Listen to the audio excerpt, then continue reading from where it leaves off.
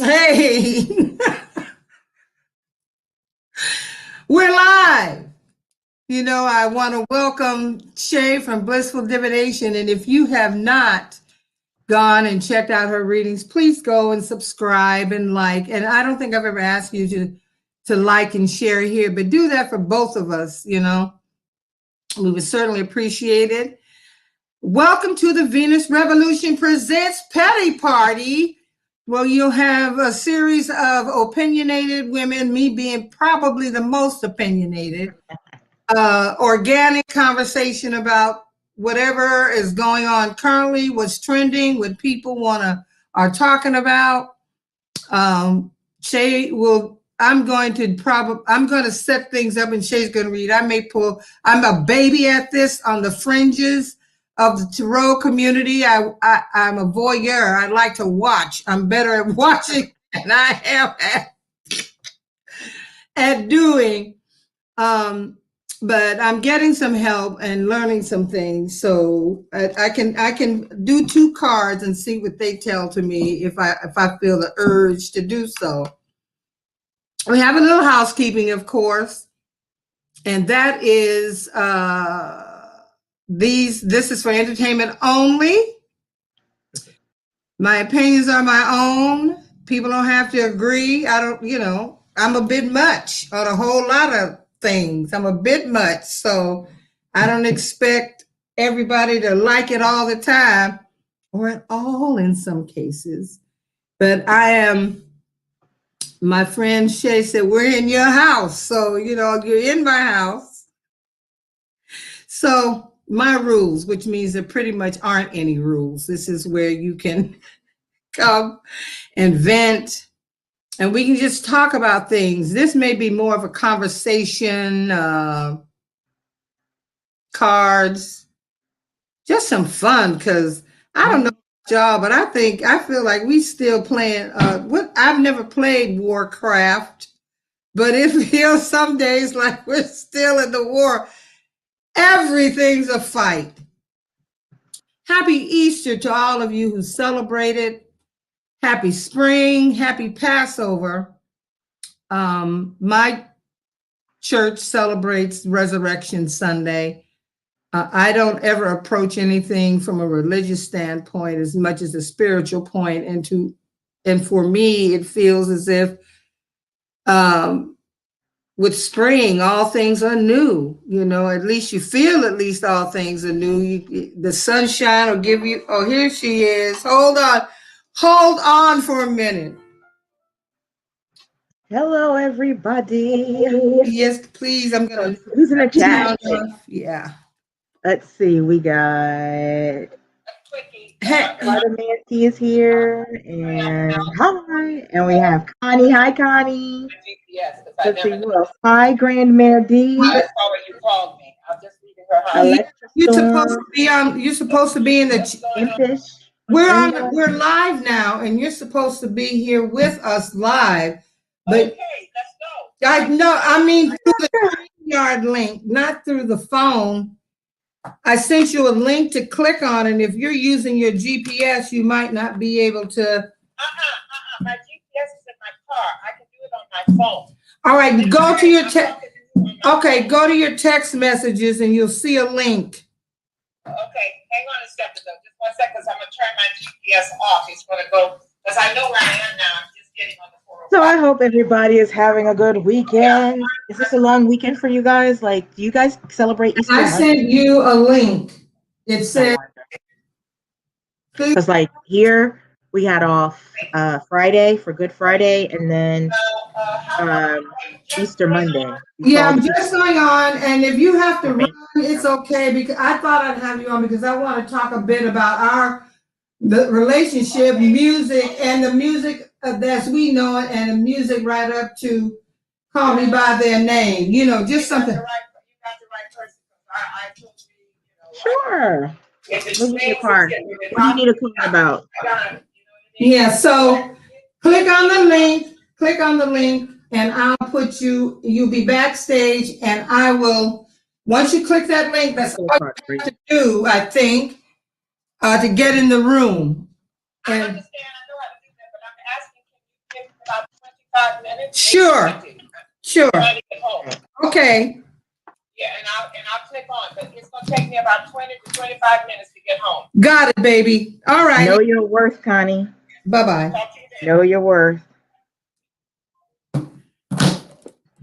Hey, I'm back. What's Shay? What are you doing? Showing. So I just was trying to entertain your viewers. Thank you. Did you? Adrian has clients tonight, and they kind of bleed over into the 7 o'clock hour. And because she put so much into them, she won't be on tonight. So I do have a guest coming on. She just called and said, give her 20 Oh Lord, y'all. at home. So you have For a minute, my dog. you Is have getting- the Jazzy Jace, the Hottentot Venus, and you have the lovely Shay, baby, the sexy Shay. We're here to entertain. I'm going to hold off on some of the discussion because I really want my guests to be here to talk. Okay, that's fine. I'm sorry, my dog got sick for a second. Right here, right. I know life is happening. Let me tell you what happened to me yesterday. I went to an eye doctor appointment. Okay, I got there a few minutes early. I love my eye doctor. Shout out to Dr. Leff at the Wolfson Eye Clinic. He's wonderful. He's funny. He loves music. You know, he's like this cool ass cat. But he dilates my pupils every time. And I don't know who in the chat, if you had your pupils dilated, then you know that your ass feels like you're in a tunnel when you're trying to get up and function. And for me, there was a slight bit of impatience yesterday. I don't know whose energy it was or what's going on in the atmosphere, but there was just a slight bit of impatience with me because I felt as if I was just waiting, waiting for the lift, waiting for this in a waiting room. And so I got out and I had ordered the car. Now, I really thought the car that pulled up looked like the car that was in my app. So I get in this guy's car and he's really cute. He's from Liberia. He has a beautiful accent and he has an infectious laugh. And I get in a car and he said something. I guess he was asking if I was his client. And I said, yeah, got it. I was only going literally like 5 or 10 minutes away from the doctor's office. We ended up taking this journey until I finally asked him, where are we going? He said, are you so-and-so? No, I am not. I'm not her. And I said, oh my God. In the meantime, I'm getting a call from my Lyft driver wondering where I am. It was a pleasant trip, though. I'm glad that we did it. He had this beautiful attitude where there's no coincidences. And perhaps this was ordained to happen. And it could have been protecting us from who knows what. God could have been, the diversion might have been to keep us from getting into some shit, Yeah, definitely. Anyway, his client, he contacted Lyft. His client was sweet. She was a little old lady standing out there waiting, and I apologized profusely to her, but she seemed to say it's okay. It was almost, you had your pupils dilated. I get it. So one pissed off Lyft driver, I did call the Lyft driver back and apologize to him to say, look, I got in the wrong car. It's just that simple. And I don't know. I apologize that you were there waiting for me. And because he was African, I know he was impatient. He seemed to act like it was all right, but I don't think he was really feeling me. I wonder why the other lady just didn't get another lady, like I haven't ever used a Lyft. They have destinations on Lyft so that when a passenger gets in the car, okay. Directions to where they want to go. And so I'm ending up somewhere close to where I live. And I'm thinking, where are we going? Walmart is just up the street and around the corner. And that's when we both started laughing. We realized the confusion. So it was a great ride. Anyway, but there was this air of impatience. At least I've been feeling it. And ever since we leapt forward into spring and the full moon, you know, I'm always overactive during the full moon. At least my mind is, even if my body isn't. So I don't sleep well all the time. And I realized, I think I got some pretty good sleep the night before last. You know, I kind of run and run until bam, I'm down. So since we leapt forward, I guess I'm still trying to make the adjustment to not having that what we felt like is an extra hour, you know.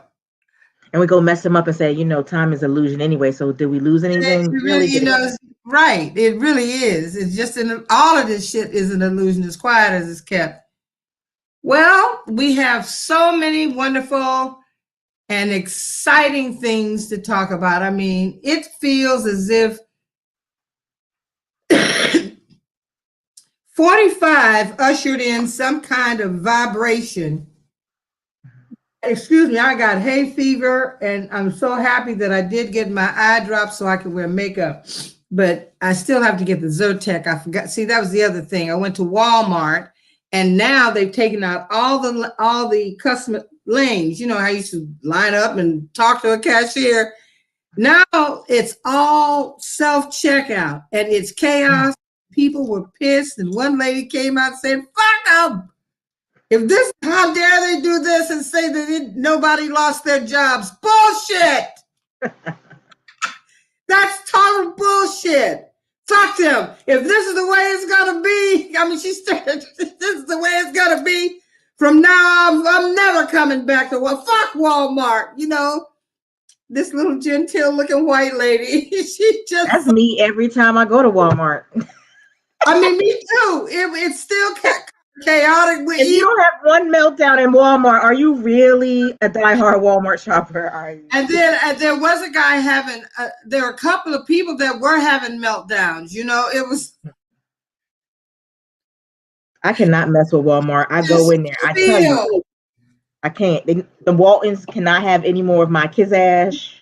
You know, I know that's right. Girl, you could just feel the tension. Everybody was fucking tense. I need John Boy or somebody to come in there.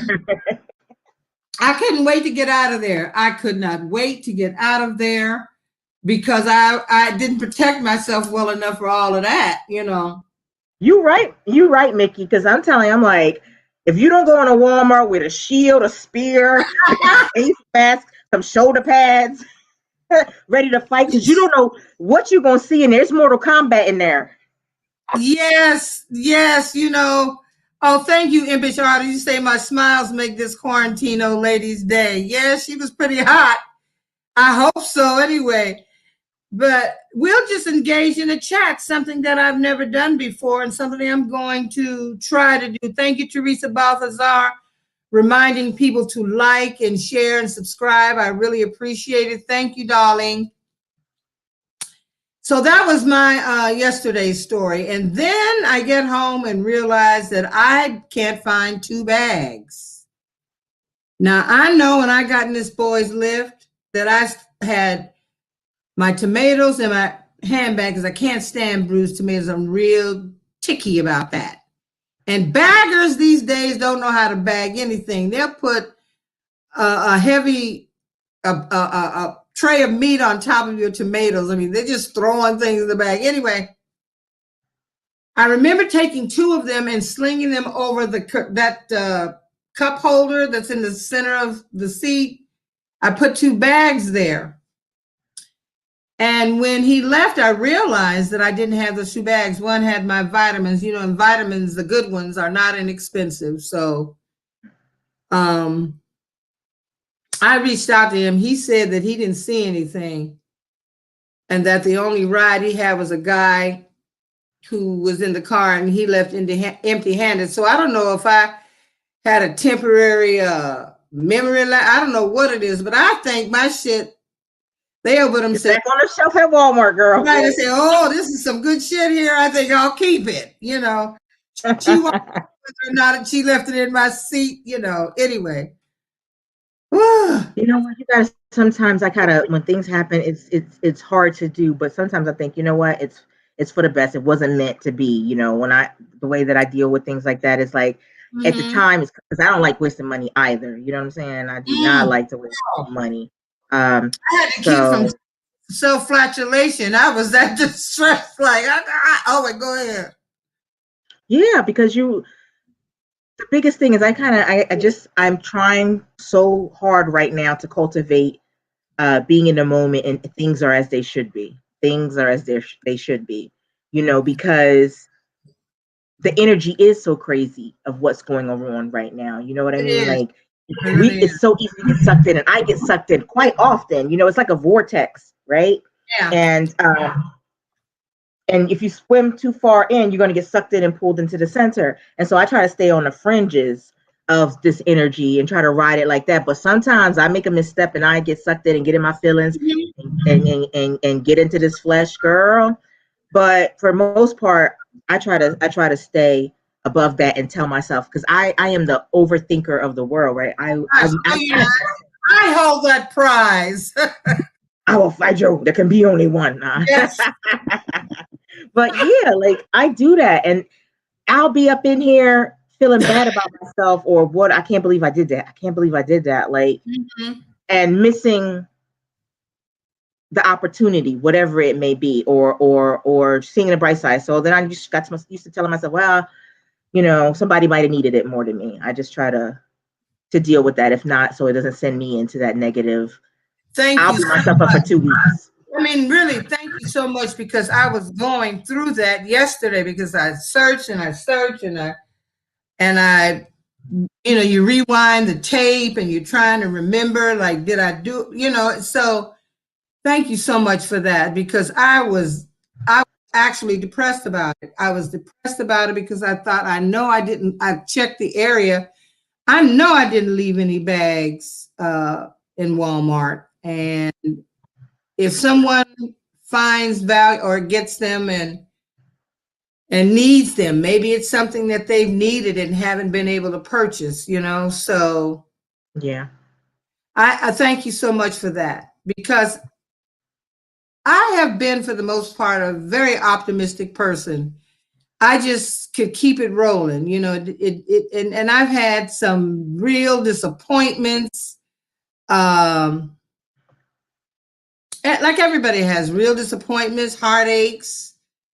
And I don't know, these last 4 or 5 years, I don't know, once I heard that 45 had actually become president, I just flew into a rage. And I guess maybe I'm just kind of just parachuting out of it. I don't know, because it was just so much in your face. The incompetence, the lies, the whole grift, everything was just so in your face. And you had to think, how is he able to do this? How is he able to do the things that he's doing? And ain't nobody using those things that we know that work. He's using them also.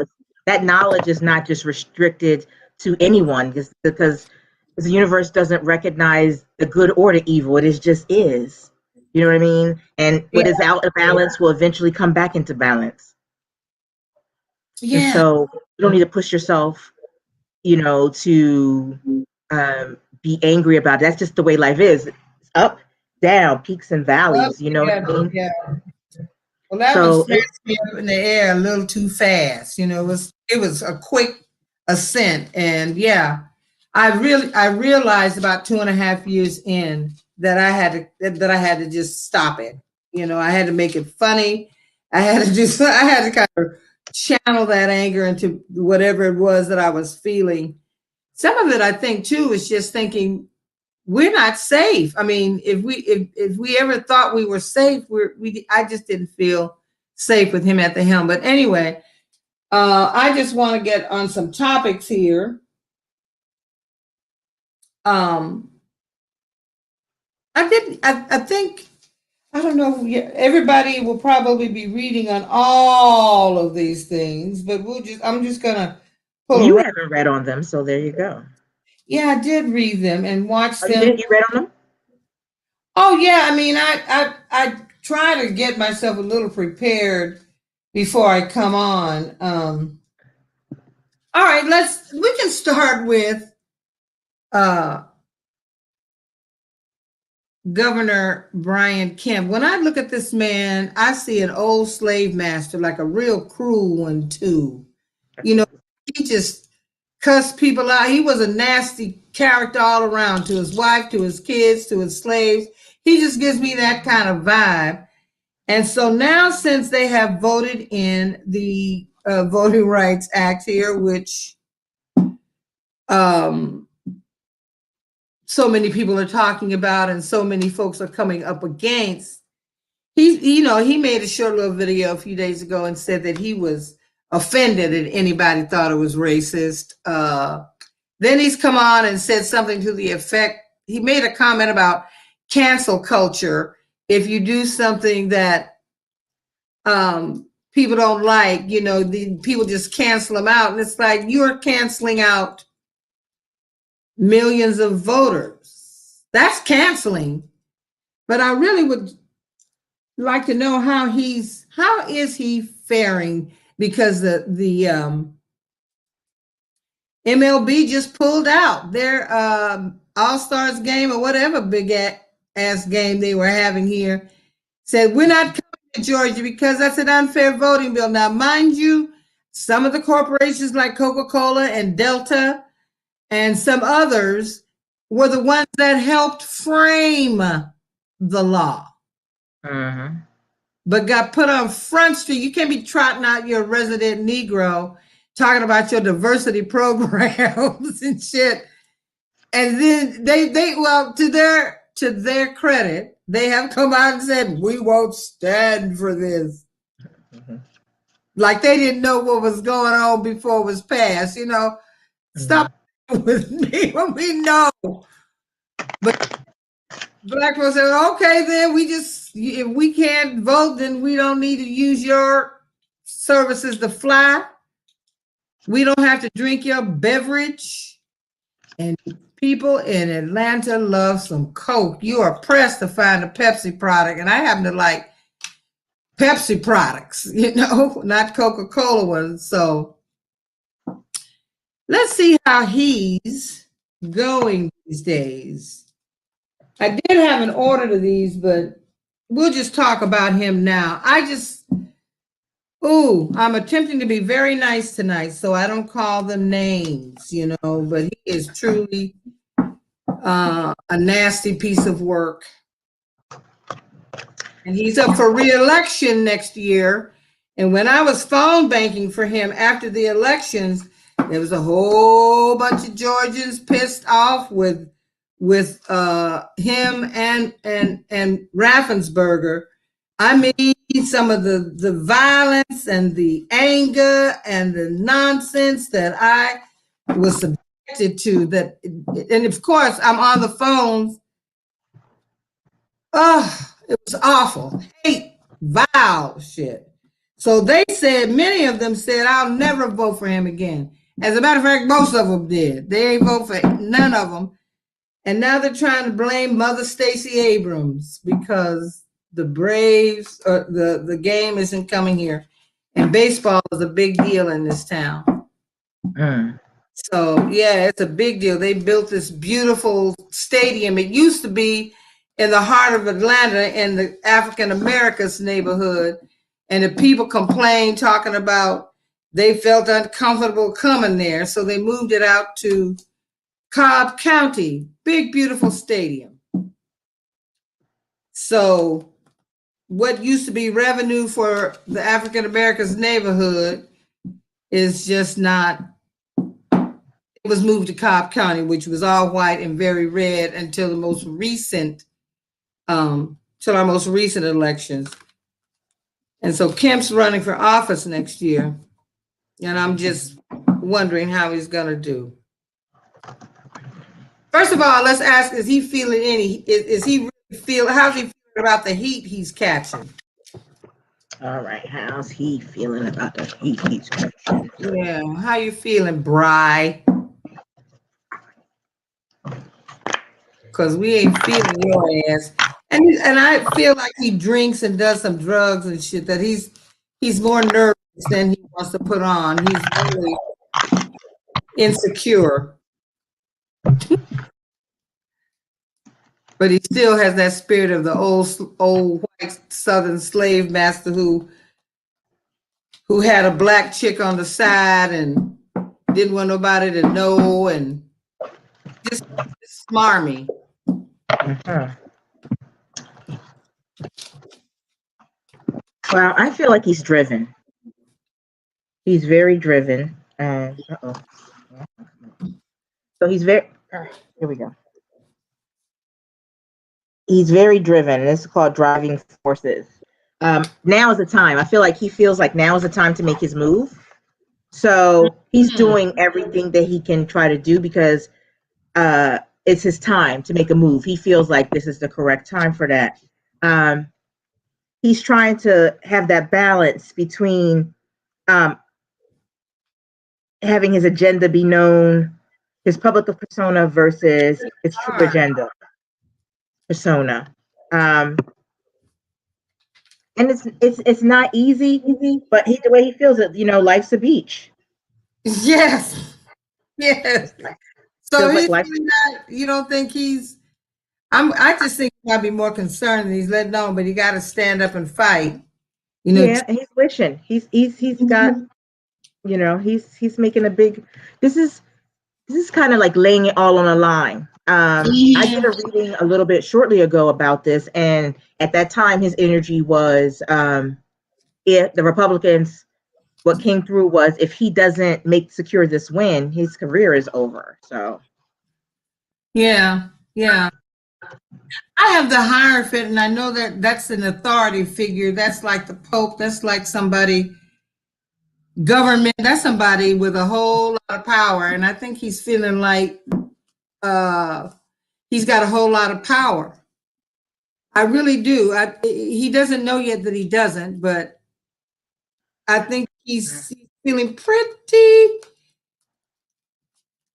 He enjoys being governor, in other words. He enjoys this position that gives him a little bit of power and has actually put him on a national stage, And the next card was the world. And when I look at this little book, it says assured success, route, voyage, flight, change of place, And I just feel more, for me, this card says the world is watching, I know there's a bunch of symbolism and stuff, but I feel like the world, he's indeed gotten on the world stage because of this stuff. It's not positive, it's not great shit, but hey, people are talking about Georgia and they're talking about me. So that's what I see intuitively from it. I think he really, he dug being the governor. I mean, and the way he got it, it was so skeechy. He was Secretary of State and running for the office, All the roles have been purged. It was so skeechy. Well, you do know that they're a minority now, okay? And the reason why they're going through all of this, the reason why Republicans are doing all of this is because they are becoming a minority, and so they have to stack the cards in their favor for voting. Because what did Kemp say? It was for I had it, just slipped away. I heard it and it slipped away. But it's for if they don't do that, then they want to make okay, that's what it was. They wanted to make the 7 mega. It's kind of like in Texas. In Texas, they want to do they're trying to impact voting by making these seven mega districts so that the urban areas don't have as much impact. Right. But they're not going to say it like that. They're just going to say, oh, we're going to consolidate these. They'll just make some lying excuse as to why they're doing that. But we all know what it is. Right. So same thing in Georgia. They all are reading from the same script. Okay. They're just playing their parts in a different way. So they're doing all of that to disenfranchise voters so that they can continue to hold on to power. Because they are a minority, and that spiel about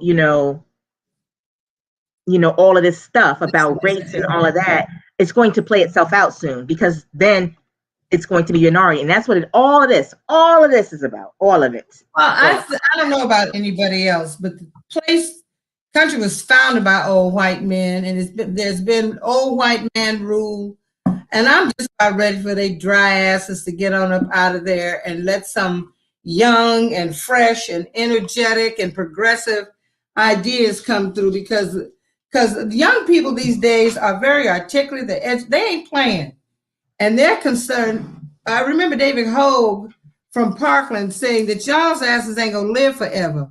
We gonna be here. And they are concerned about air quality and not jobs, they want careers. I mean, for too many generations, people have just worked jobs, which can be a dream crusher. If you get to the point where you have responsibility and you don't think can take any chances like that, if you're in a creative situation, or it can really, how many millions of people were going to work before COVID-19 to jobs they absolutely hated, but they felt that that was the only way. And I think you're right about Kim. I think he's going to fight. He's going to do the best. He's going to fight. I just think he's punching above his weight at this point. It's like, you can fight on and keep face, but buddy boy, I just don't see it looking good for you. And the only reason I think many of them want to stay in power is because there's so much dirt that they've done. I don't know if I ever really, I have Republican friends, and I love them because they seem to be pretty reasonable folks.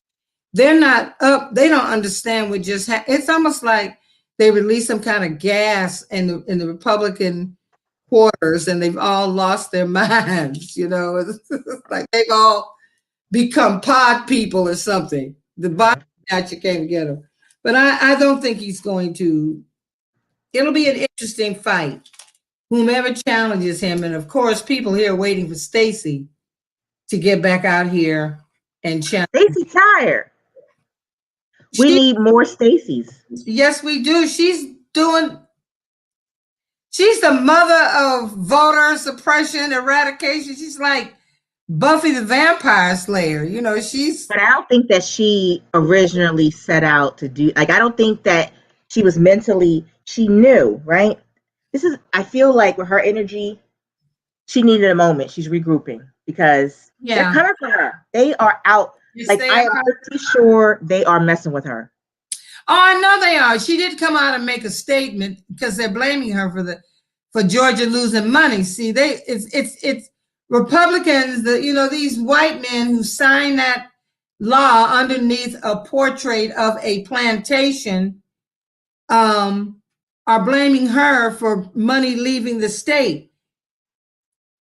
When they wanted to put this heartbeat bill into law, they wanted to sign it into law, movie companies said, we're out. If you do this, we will leave.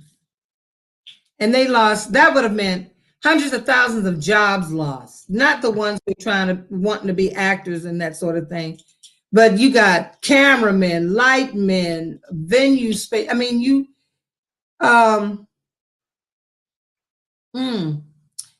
it's not her fault, boys. It's not her fault. But I love Stacey Abrams. I met her some 20 years ago when I first came here. And she's a brilliant writer and a funny lady and brilliant, period. She comes with pedigree education and she's quick on her feet. So, yeah, let's lift up some energy for Miss Stacey. What is it? Jan B says Stacey always said not to boycott the state because it hurts the workers, but it's going to take extreme measures now. It's right. She did say that. Don't leave the state because of this. Maybe stay and fight with us. Stand with us. However, some people don't listen until you hit them in the pocketbook. And that's exactly what has happened here in Georgia. And who can get away from Matt Gates, you know, I never liked that kid. He gave me that Kavanaugh prep boy, wealthy white boy vibe that they could do anything they wanted to do because, you know, they have the money to keep themselves out of trouble or whatever. So I have to say that it's getting juicier and juicier and juicier and juicier because now they've released the tape. All right, we can back up. If you watch Rachel Maddow, I've been reading anything. There was a tax solicitor in Seminole County in Florida, a tax guy. He'd been voted in to be the city tax person, who was really a clown. I mean, Joel Greenberg is his name. He's sitting in prison right now. So he got in the office. He hired all his groomsmen to be a part of his administration. Then he started ordering guns and he started ordering all kinds of shit that in a tax office, the place where you go to get your license renewed and registration and shit, didn't need.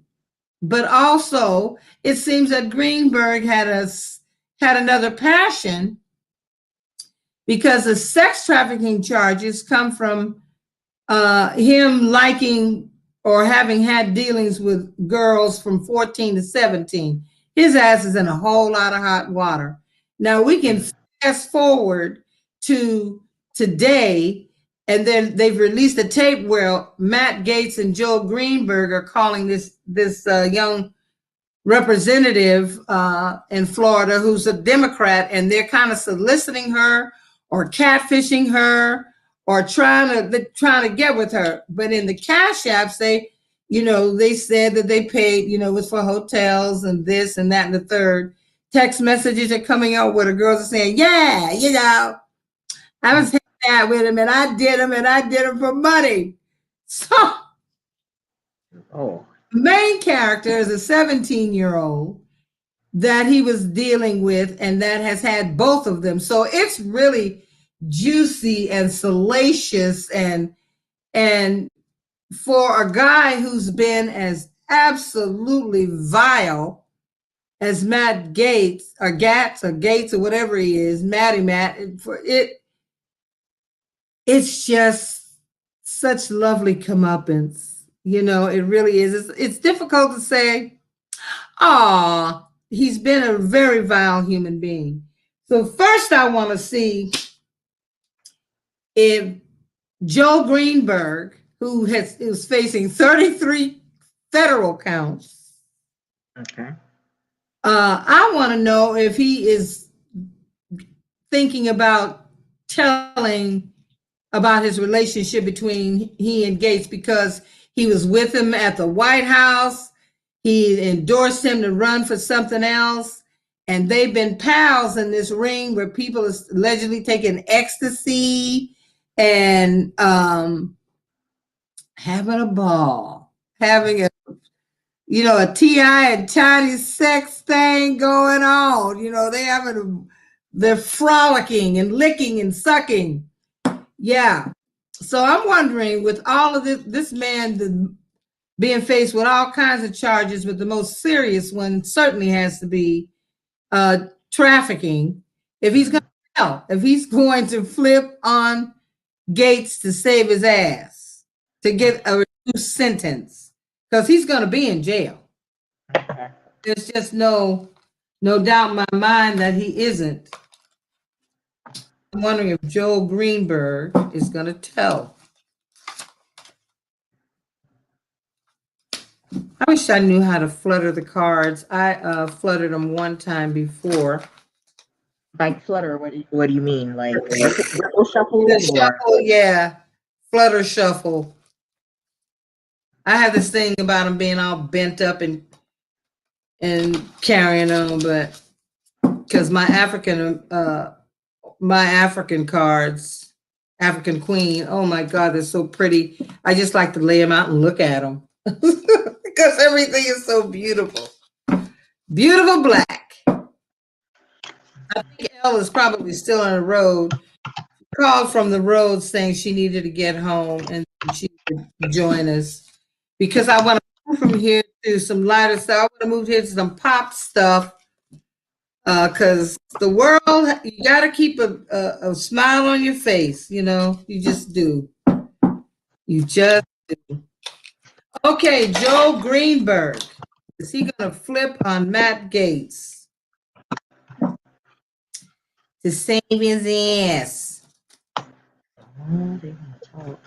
He's showing naked pictures of women he allegedly had gotten down with when he was in the Florida house.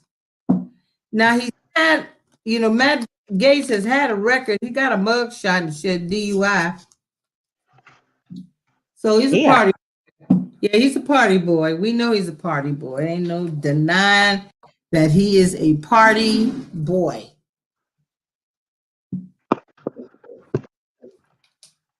Frat boy. He just gives me frat boy energy, not even man energy. Okay. Okay, Joel Greenberg. All right. So I programmed the man to be Joel Greenberg, the woman to be Matt Gates, and Birds to be Is He Gonna Talk? Okay. So both of them didn't show up in this situation at all. So I'm just gonna. There we go.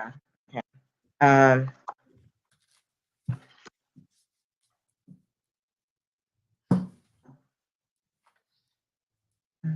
Here it is. That's Joel Greenberg.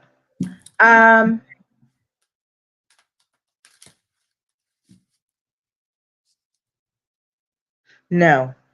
From what I'm seeing right now, that's not the intention. He's not going to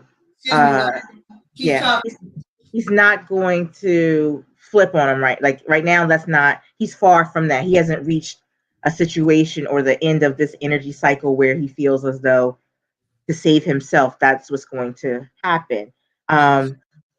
If I feel like him and Matt Gates are trying to collaborate their stories, trying to get like what they're going to say straightened out without trying to give up each other first. So right now they're still going in as we're in this together, because they have the ring right next to them, right? Mm-hmm. So right now I feel like they're like, okay, we're in this thing together. If we both say this or that or the other, yeah, we're going to be okay, right? Yeah, and Matt Gates is really firm about this. Mm-hmm. We got to keep our story straight. You know what I mean? Like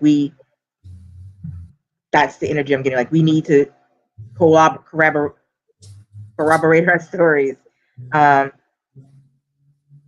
However, Joel Greenberg has the potential to give him up because he's knighting the snake, right? He's not a straightforward, true blue type of.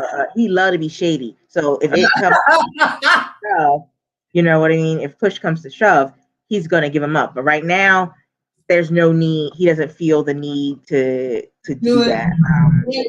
Okay. That makes me want to ask a lot of questions, though. But I just love the story. It's so juicy. It's just so juicy. First, we have T.I. and Tiny being accused of trafficking and kidnapping and drugging and hey, they're doing the same thing. You know, it's like. You know what? The amount of sex scandals coming out in the North America now. Yeah. Is everybody trying to have sex with young people that they're not supposed to be having sex with? Oh God, I guess this is absolutely disgusting behavior. It's beginning.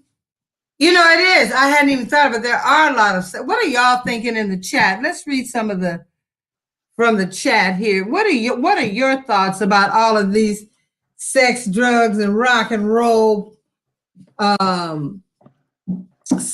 stories coming out? I mean, really, a lot of sex scandal. And a lot of that.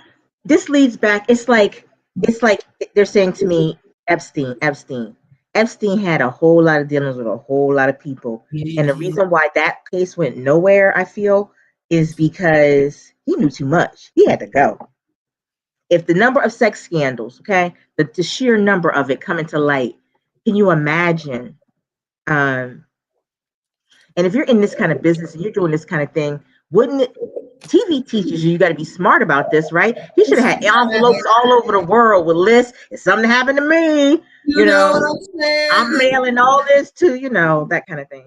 And I would have to wonder where his book is, because they were saying that he had everybody's name in his little black book, name and contact information. Now, yeah, it seemed like it kind of, the lid was blown off with Epstein, and his predilection for young girls. So yeah, yay. I don't believe he's dead. I think he got his face, they got a body double. He got his face changed and he's somewhere grooving in Indonesia somewhere, He's not, that's just my whole conspiracy theory thing. But Renee D says, I felt this is a norm for those disgusting politicians years and years. Women have brought forth these scum of the earth. Yeah, well, we bring some women bring in beautiful light, and some of them just don't.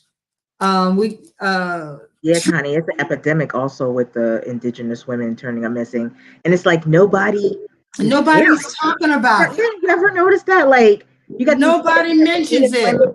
Yeah, nobody. It's like, what have these people?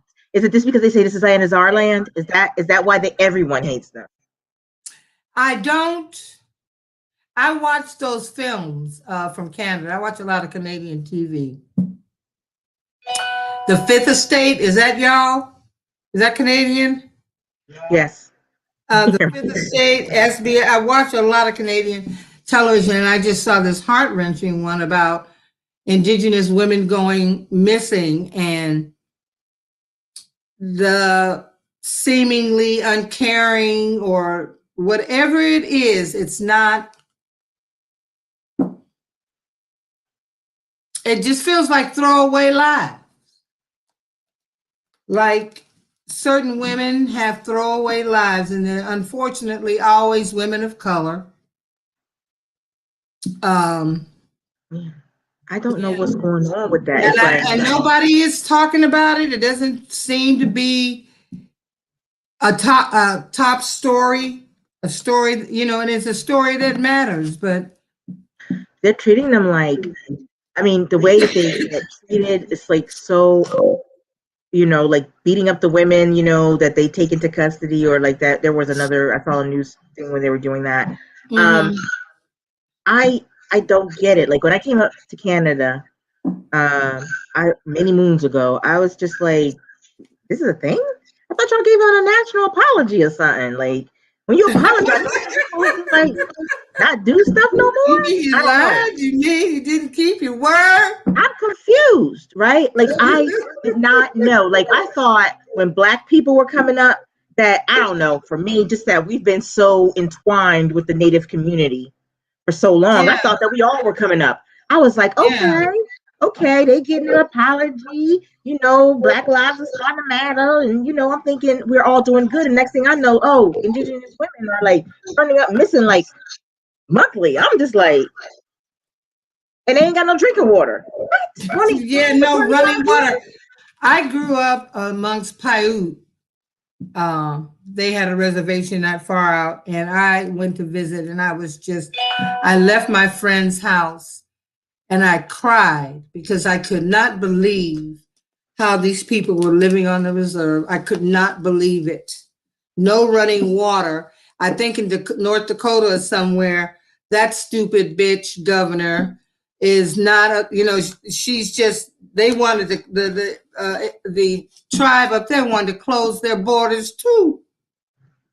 If you're going to make it against the law for them to protect their own land,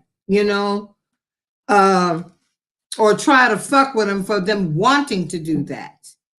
Like, how dare you? So, you know what I think it is? I hear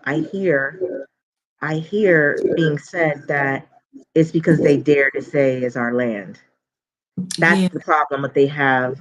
That's what I'm getting energetically, that they want to erase, us people, and especially indigenous people, saying that it's their land bothers them.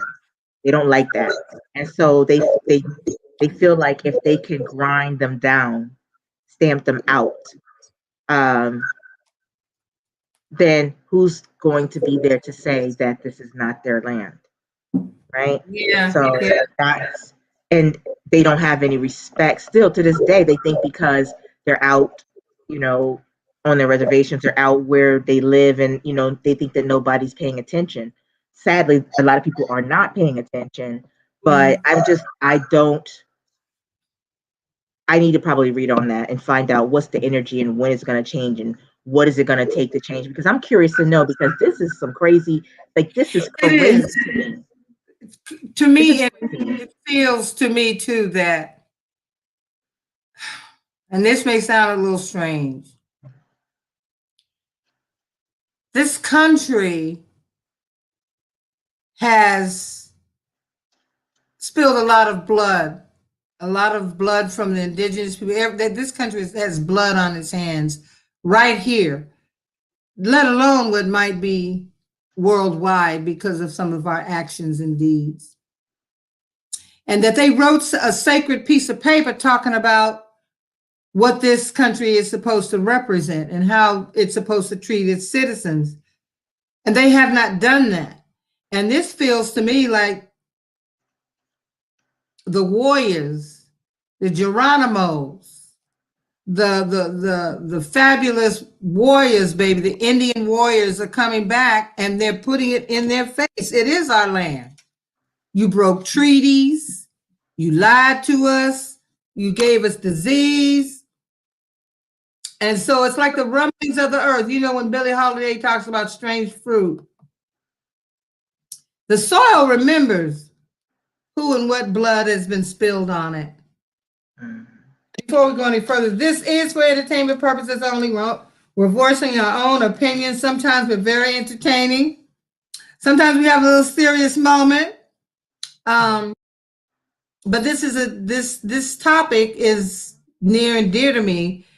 And when I first started coming on YouTube, there was a lady named Tallulah who would give money to organizations that were looking for women, or she was really doing some good work. Shout out to Lula.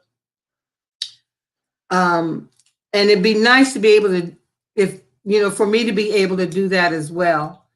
Because we're not throwaways. Just because I might be a prostitute, I'm not a throwaway spirit, a throwaway life. I don't like the color of my lipstick. Girl, you look fabulous. Okay, you guys, just a quick break to kind of chop up some of this energy, to give us a minute. Hold on, let's spray. Yes, and I have my incense going. Oh, you got your red lentil clearing spray. We need to. Okay, yeah. But dang it. I hate when I do that. Red lentil healing. I was getting ready to go somewhere. I probably didn't need to go there. That's probably just a check these lips. Oh, yeah, like girl, because I don't know. Tell me what I'm saying, y'all. Y'all have to deal with. I don't know. We don't know. We just kind of. Oh, I know what I was gonna tell you. I was gonna tell you a little story. Here we go. She came out here, right? So she had on like this Chaka Khan wig. She had the Chaka Khan wig, right? And she was mad at this hair because she did something to it and she didn't like it. And she was just, and I thought it was great. So she said, I am going to exit stage left, right? I'm going to exit and I'm going to tie a head wrap. I was like, okay, do you? It's your house. She gonna come back and it's all African Bambata up in here, and she got the. Yeah. What do you know about African Bambata? Girl, I know about African Bambata. What you do? All right. But didn't he start? He was up in New York with the rappers and stuff. Yeah, that's really like. Didn't they say he had sexual allegations allegedly or something? Oh. Like, Lord, don't get me started. Oh yeah. Oh yeah. But yeah, like child, all I'm saying is she was looking fabulous. I was sitting here like, well, dang, I can't, even if I put mine on, I have plenty of hair wraps. I just can't never get it to do all the. I always come out looking like a turban. Well, you have to have a piece of fabric that has some stretch in it Those are the best. Those you can twist, you know, you can tie a knot, you can twist it.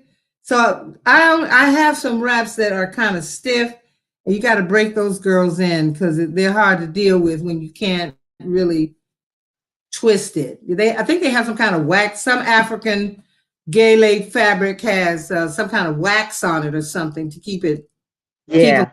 so you can make those. But they wear these things like beautiful designs when they wrap it.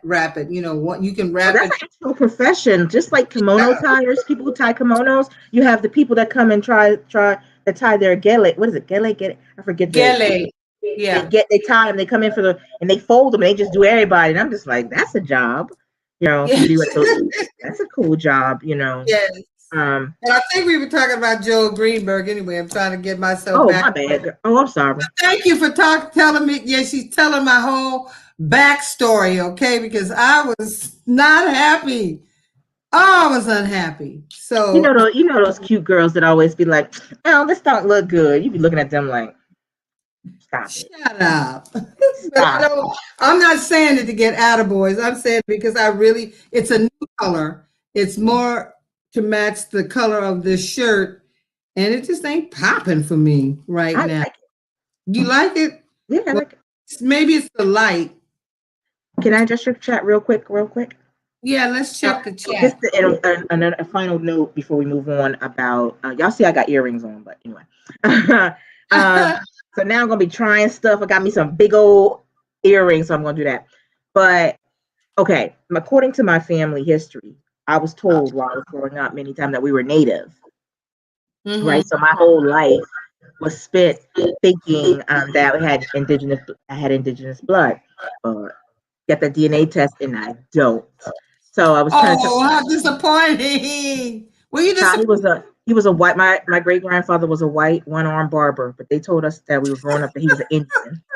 So that I don't know what it was in South Carolina that it was better to have an Indian that wandered around just having sex with people and leaving back to the reservation Right. than having being fathered by a white guy. But I get it, right? So the whole life, our whole family story was saying that we were Native American to cover up rape, right? So none, girl, not a drop, not near.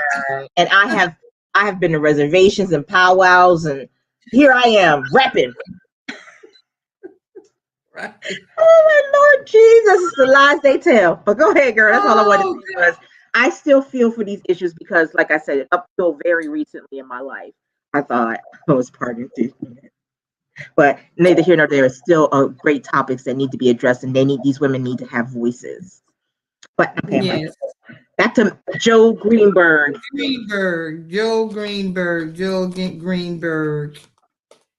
I have this. I don't know. The first card on the bottom is the Tower. He might be preparing himself.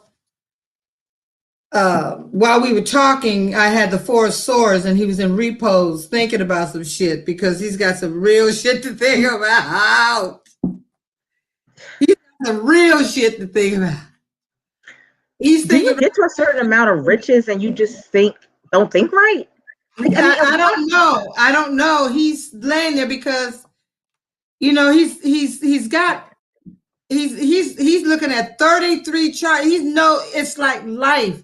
And even if he gets a reduced sentence, his ass is gonna be in the pen for a long, long time. He won't be getting out anytime soon. So I see him thinking, just thinking. And those swords dangling above his head, those are those 33 charges, okay? Those federal, that's the shit they can come like down that. in any minute, they can come down in any minute. I bet you know what too. I bet you they start crying and stuff. You ever notice that they don't never be crying or sad? Thanks, I bet God to forgive me. Okay? I want to ask this: like, do they not have daughters? Do any of these people not have daughters or sisters? Well, let me tell you something. What, as a 40, 50 something year old man, do you think it's okay to be messing around with a 17-year-old girl no matter how well endowed she is? Where was the girl's parents? No, they lie. I ain't okay. That's there. You know, a sneaky girl can do what the heck she wants to Yeah, do because I was pretty when calculating. she's sneaky and stuff like that. So the parents might not even know. These Well, they kids know now. Yeah, but can you imagine if somebody told me my daughter was a sex worker? I'd be sitting here like, what the heck? She was lying good. I thought she was in university. Connie Brown says she'll adopt you, Shay. You can be a. I don't know how to. I'm not going to try to mean and disrespect Connie, but it says you can be a Sinjikin. Is it Sinjikin? I'm not sure. Benji Kenny? Because you're from Navajo, yeah, Connie? Are you a Navajo? She'll tell me in a minute, but she said she'll adopt you.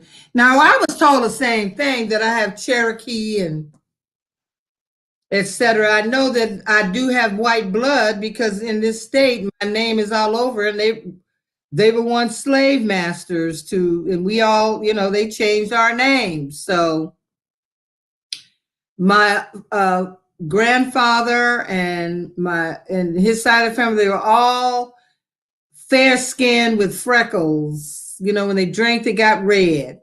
So there's some Irish or something there. Now I do know in Shropshire, England, there's supposed to be a bed and breakfast with Arnage as a bed and breakfast, and that there are gravestones there. So I'm imagining that they may have been descendants of that family. But anyway, also I have some Indian in me. Also, I haven't taken a DNA test, though I'm toying around with it. I kind of like to know, like, where is my tribe exactly? What mashup or what combination of loveliness exists in me? Because none of us really, I guess once you leave the shores of your homeland, we're just not full blood anymore, Well, I think that it's so much of wanting to know who you are because being descendants of slaves, you know what I mean, trying to find out who you are. And like I said, all we had was oral history. But the one thing about oral history is you can insert how you want that story to go. And I'm telling you, it created, like my family is from Hartsville, South Carolina. And I don't know. Like I said, it just created some people had some issues with the fact that I was like, hey, y'all, according to this, it ain't true. And everybody was like, look at us, look at us. I'm like, look at that. That's mixed with white. Yeah. They high yellow because they not, they thought they were. But okay, you see what you want to see, right? So you couldn't tell me that my grandfather with his light skin and blue eyes, like I don't know. I don't know. Yeah. I thought his nose, right? His nose, he looked like he was native, like he looked, right? So we all believed it. And then, like I said, after that, then it sent me off to like, who am I? Like, so, and all the self-hate that they, that you grow up with, you know what I mean? So I was programming all of that. And it came down to the fact that it was sad. I don't know. I kind of felt closer or proud of that fact. I thought, I just thought that I was like, we either from the PD people or the Creek, I was like somebody, we don't know exactly for sure. But I'm not a family historian, by the way. So like for 20 years, I was chasing that for like at least 10. Child, before wanted to know. Girl, take the ancestry DNA. I think you can get it for like $39.99 or something now on a holiday or something. Yeah, right. Everything's for sale on the holidays. I'm gonna get the AfricanAncestry.com one where it tells you what. Yeah, that one I like. It's like $3.99 American, so it's like 400 Canadian. So when I get some chunk change to put to the side, I will go get that done and see what's from my mother's people, that kind of thing. But I think that we all should I wish they would drop this race narrative. I really wish that we could get past this as a continent, as a world, You know what I mean? And just continue to just, I don't know, this Live. power struggle. They don't know how much it's tying them to this flesh, and like they can't ascend in this way. You can't. But I don't think that their goal is to ascend. I think it's to rule right here. Could be. It could be. What we have found, though, I know in this last year with COVID, is that what I've noticed over the years is that there are so many people who are seeking to find that place of peace. There's so many people seeking to find that place of love. There's so many people reaching out and acknowledging the Spirit, the Holy Spirit is what I call it, the breath of life. That there's no way that we're not connected to this universe, and you have to acknowledge the spirit that keeps this flesh bag up and moving. You have to acknowledge it. You have to feed it.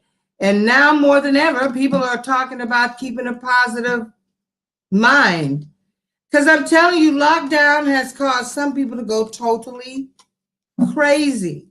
For me, it's a little bit easier because I can be alone. I do get restless. Doesn't mean I don't like having company, because, oh my God, when spring comes, also as the honeybees are out like pollinating the flowers and stuff, the juices do begin to flow. And I feel like I want to go on the prowl, baby. See what's out there. You go out there and tell me what's out there, because I don't know what's out there.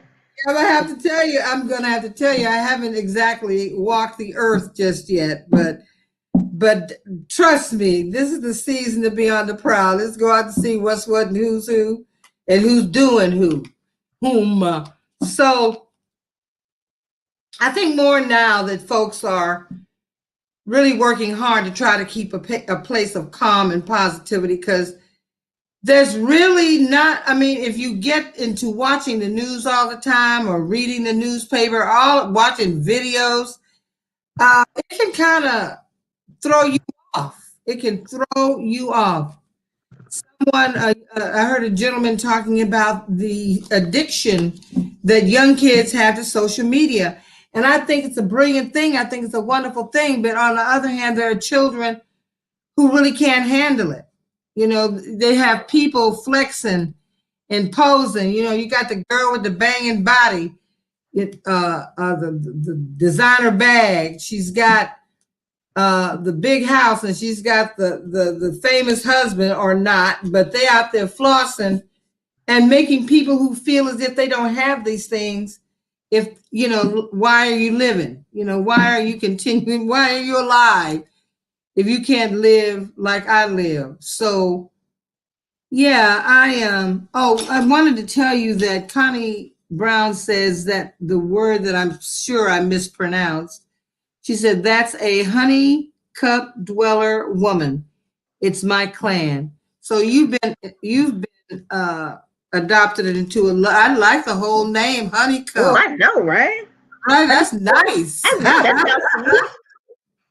Honey cup cliff dweller woman. Excuse me. So you're high up in the mountains, girl. Child, I could be like, it's just. I love it. I love it. I love it. I love it. I love it.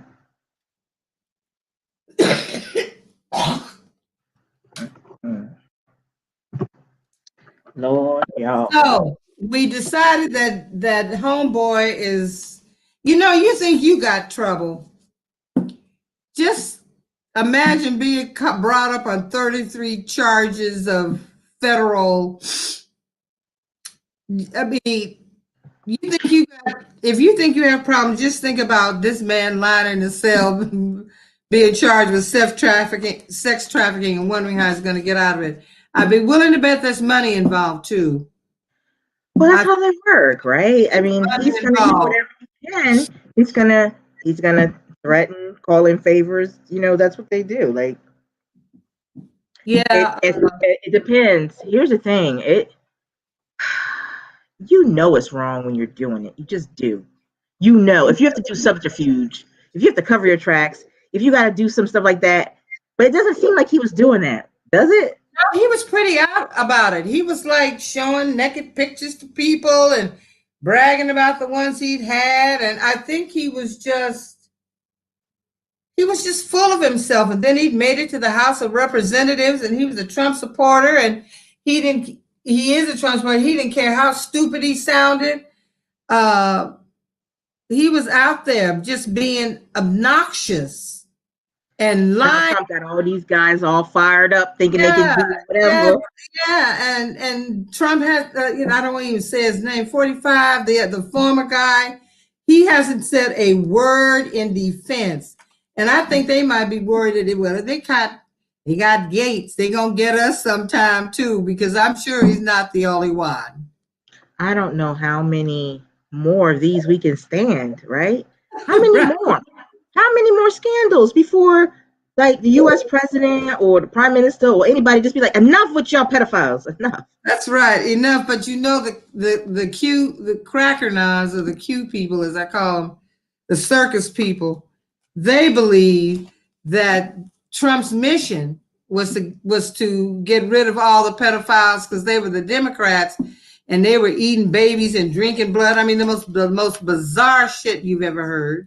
So are they saying like he wasn't a pedophile? He was just hanging out with pedophiles so he could expose the pedophiles? That's what I'm saying. Like, it doesn't make sense. You expect a pedophile to go out and like check other pedophiles? Shit, that's a tight knit ring. Everybody know everybody. So I don't think that you're there not touching little kids' booties. I don't think that you're gonna incriminate yourself to be hanging. Like, we're all in this together type situation, you know. Let me close that energy down. Yeah, close that down. So Gates, I'm just thinking to myself that you are praying for a miracle. Like, intuitively, you are running around with your head cut off. I see him screaming and hollering, and he and his father probably having arguments. I mean, I see a whole flurry of chaotic energy. You know, dad telling him, how could you, for entertainment purposes only, how could you be so goddamn stupid? You know, and so he's running around. He was doing a redemption tour and tried to pull Tucker Carlson in on his stuff. He had a bizarre interview with Tucker Carlson, and I can't stand Tucker Carlson, but he was talking to him. He said, well, Tucker, you know, you and your wife and I had dinner, we had dinner together, you and your wife, and I brought my friend, and you've seen her. And Tucker is looking like, no, I don't recall that. No, it wasn't me. I don't recall that dinner at all. I don't recall none of that shit. Then he tried to drag him in twice. It was hilarious because Tucker Carlson was looking terrified, but he knew how to keep his cool and said, no, daddy, you will not pull me into this shit here. I got enough of my own problems right now with that $1.6 billion lawsuit from Dominion. I got enough shit on my plate without trying to get all wrapped up in your stuff. So let's just leave him where he is, because I'm sure by Monday it'll be something else. It'll be, you should never use Cash App, okay? If you're going to be doing something slick. There are records. There are ways within the access that say if you're doing some dirty shit anymore, you might not want to do it electronically, because once it's out there, it's out there. Mm-hmm. Yeah, would you explain to me what identity politics are? Because I'm not quite sure I understand them. I don't know what you're doing there. Okay, good. We'll move on. Meghan McCain, I don't know. I'm sorry, but I guess it has something to do with like how you identify as a human and your tribe, your clan, your political party, that sort of thing is what I'm thinking. I meant to look it up to get some kind of reasonable, just maybe I can do it anything. What is identity politics? Because I'm certain I'm guilty of all of them. All of, like, aligning myself with my clan or whatever.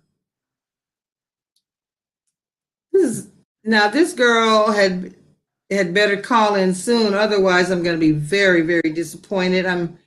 I know she was on the road and she said she was going to get home in 25 minutes and then join us because I really want to talk to her about music, about songs. Back in the day, there were actually songs up to what it sounds like, looks like, and what we're hearing today. And I'm wanting to hold off on it, but in a minute, I may have to I may have to press on, child, because I've been waiting.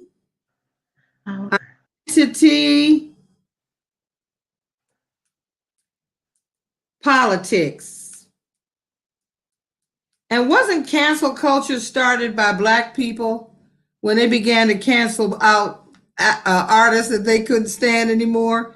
It's a tendency for people of a particular religion, race, social background, etc., to form exclusive political alliances, moving away from traditional broad-based party politics. So that's what it is. Yay! Do you all feel smarter? Aren't you glad you joined me tonight? Fuck it, let's just go on. Let's talk about Lil Nas X, which is a fun topic to me because I don't listen to his music. I remember Old Town Road and the cute little fella in the pink cowboy get up, you know. Then I remember him coming out as gay, but it's not like I follow him. But he seems to have kicked sand in the face of the evangelicals. It's Shay, you dropped out. Shay, where are you? Oh no, she kicked herself off.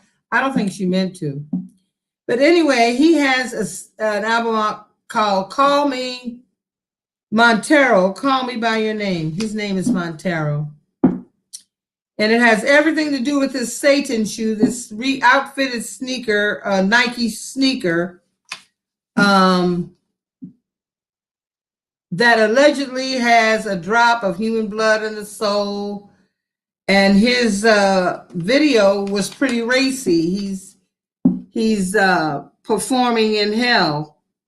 And so now evangelicals are cursing him like it's the first time any artist has ever done that. I mean, I remember it with the rock groups like Black Sabbath, and I know Ozzy Osbourne biting the head off chickens, and we lost. Okay, I'm adding chickens or bats or something. Hey, girl, where you go? Oh, my laptop crashed, girl. Oh man, I thought. There you go. I was like, got the blue screen of death. That's yeah. So anyway, now the evangelicals are using it as a sermon about these Satan shoes. Now they've forgotten the same company named Mischief also designed a Jesus shoe that had allegedly a drop of holy water in the sole.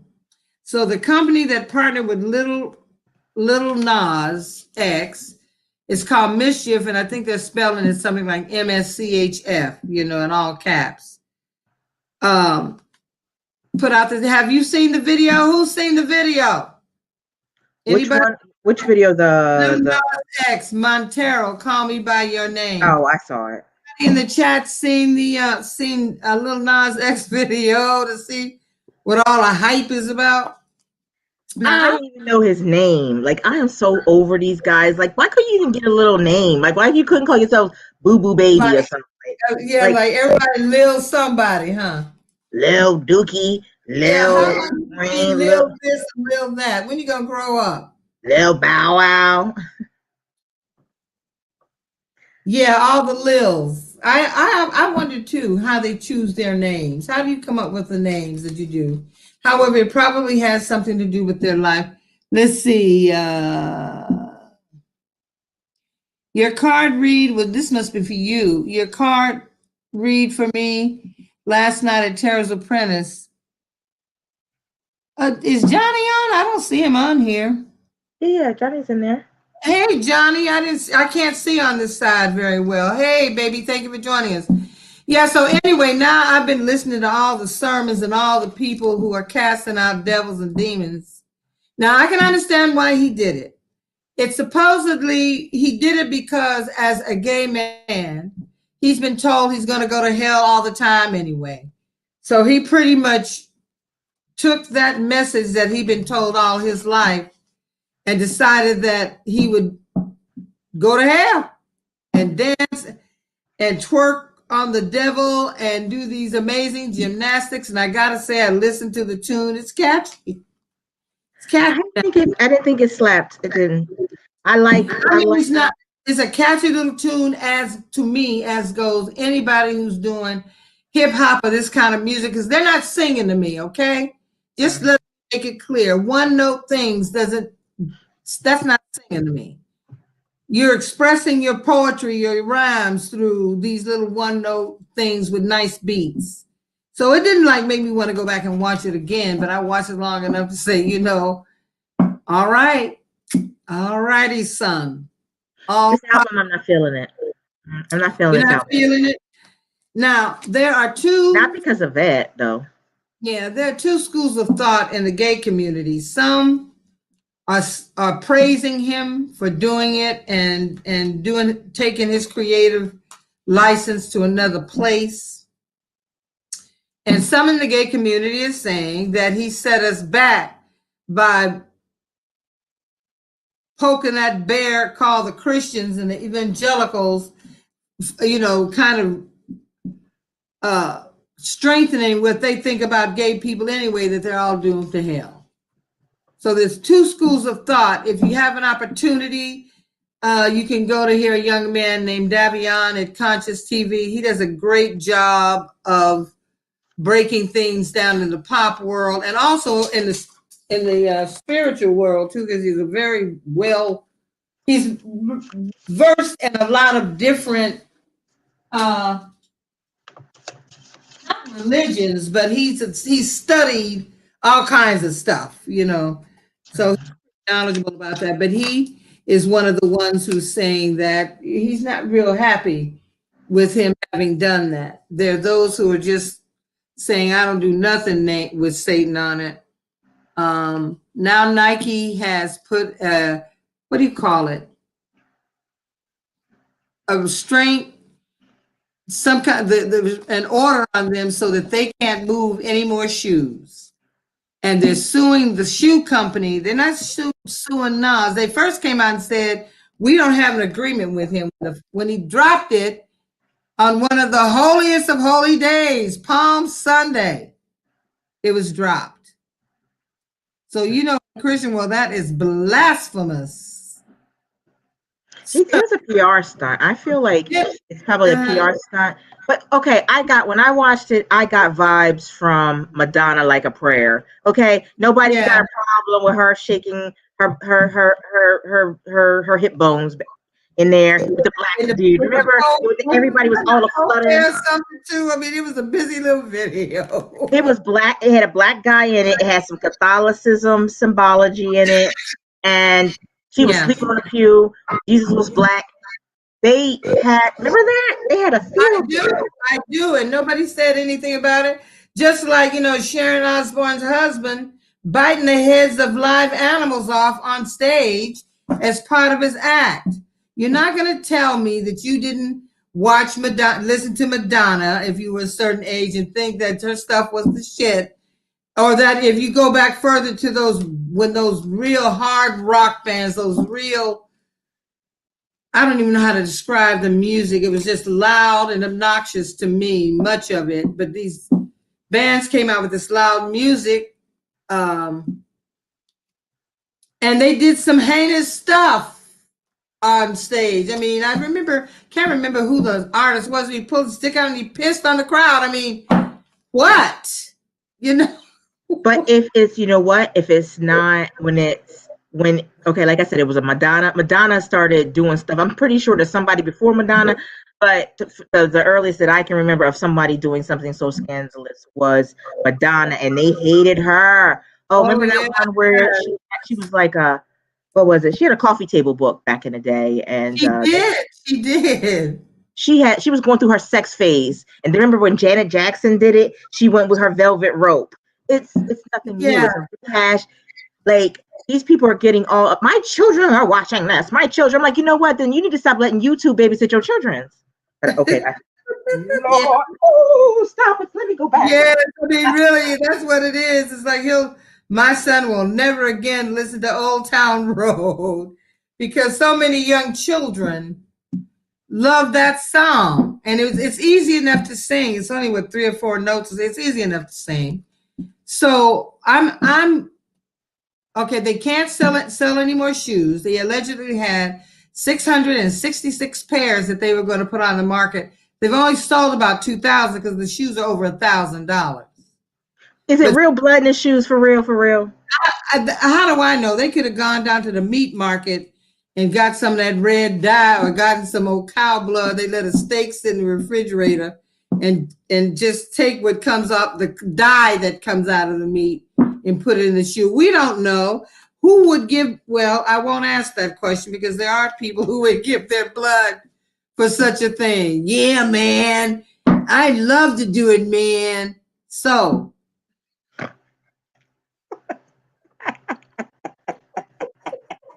yeah, man. Oh, Lord. I love to do it. You can take my blood, man. I mean, how many shoes will a pint get? Shit. So Who somebody, wants to wear bloody shoes? Are they trying to I get don't blood? know. Louboutin? I don't know. Did Cardi B start this? These is red bottoms. These is bloody shoes. No, I don't. Really? Is that what she Yeah. In her rap, she was like, these is red bottoms. These is bloody shoes. At the store. Oh.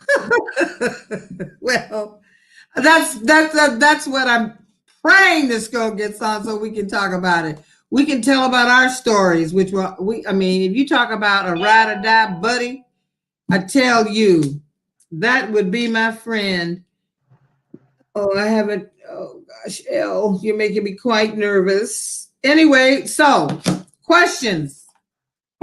I want to know if this is going to at all damage his career, or if it's just something that's gonna pass and nobody's gonna give a shit, and it'll just be something he did, just something he did. I can't believe 81 million people have watched that since March 21st. 81 million. It is not. Yes. I like his other stuff. I'm not feeling this album. It's not because of the demon symbology. It's just, it's not as good, or the beat is just not to me. Anyway, like I like, if I had to pick them from 1 to 4, I like Old Town Road. Then I like that one with the like holiday type thing. And then that one about the rodeo was all right. And then that what is it called again? Memento. What is it called? Girl, you know more about them than I do, because what's it called? Memento? I don't know. Anybody in the chat know? I don't know, because I just heard Town Road and I said, say my name or something. Call me by your name or what? Memento?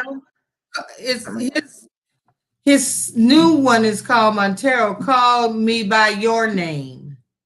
Oh, that's the latest one that you're saying you ain't feeling.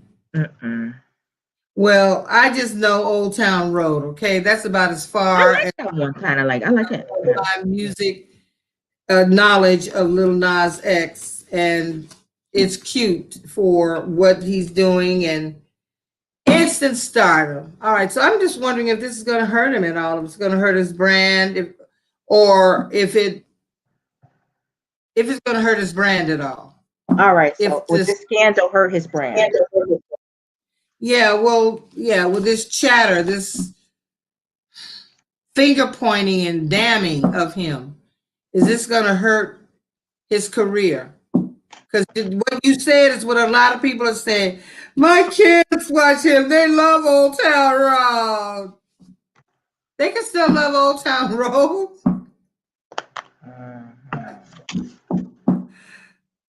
Oh, Lord.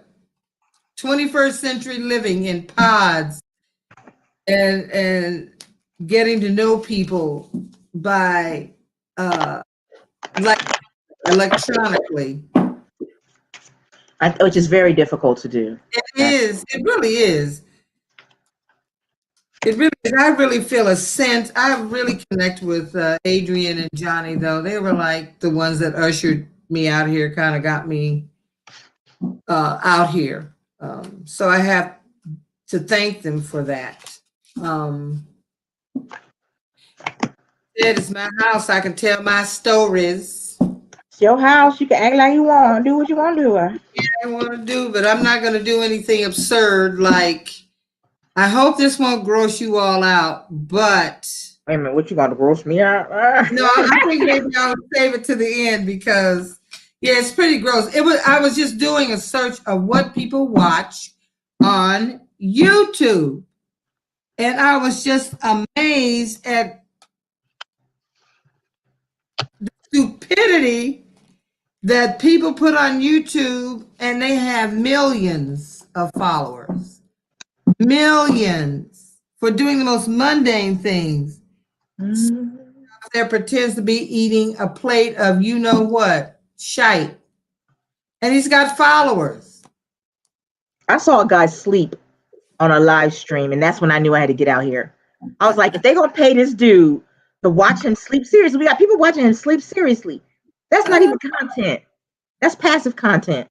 I was like, and then people, it's alive. He is sleep live.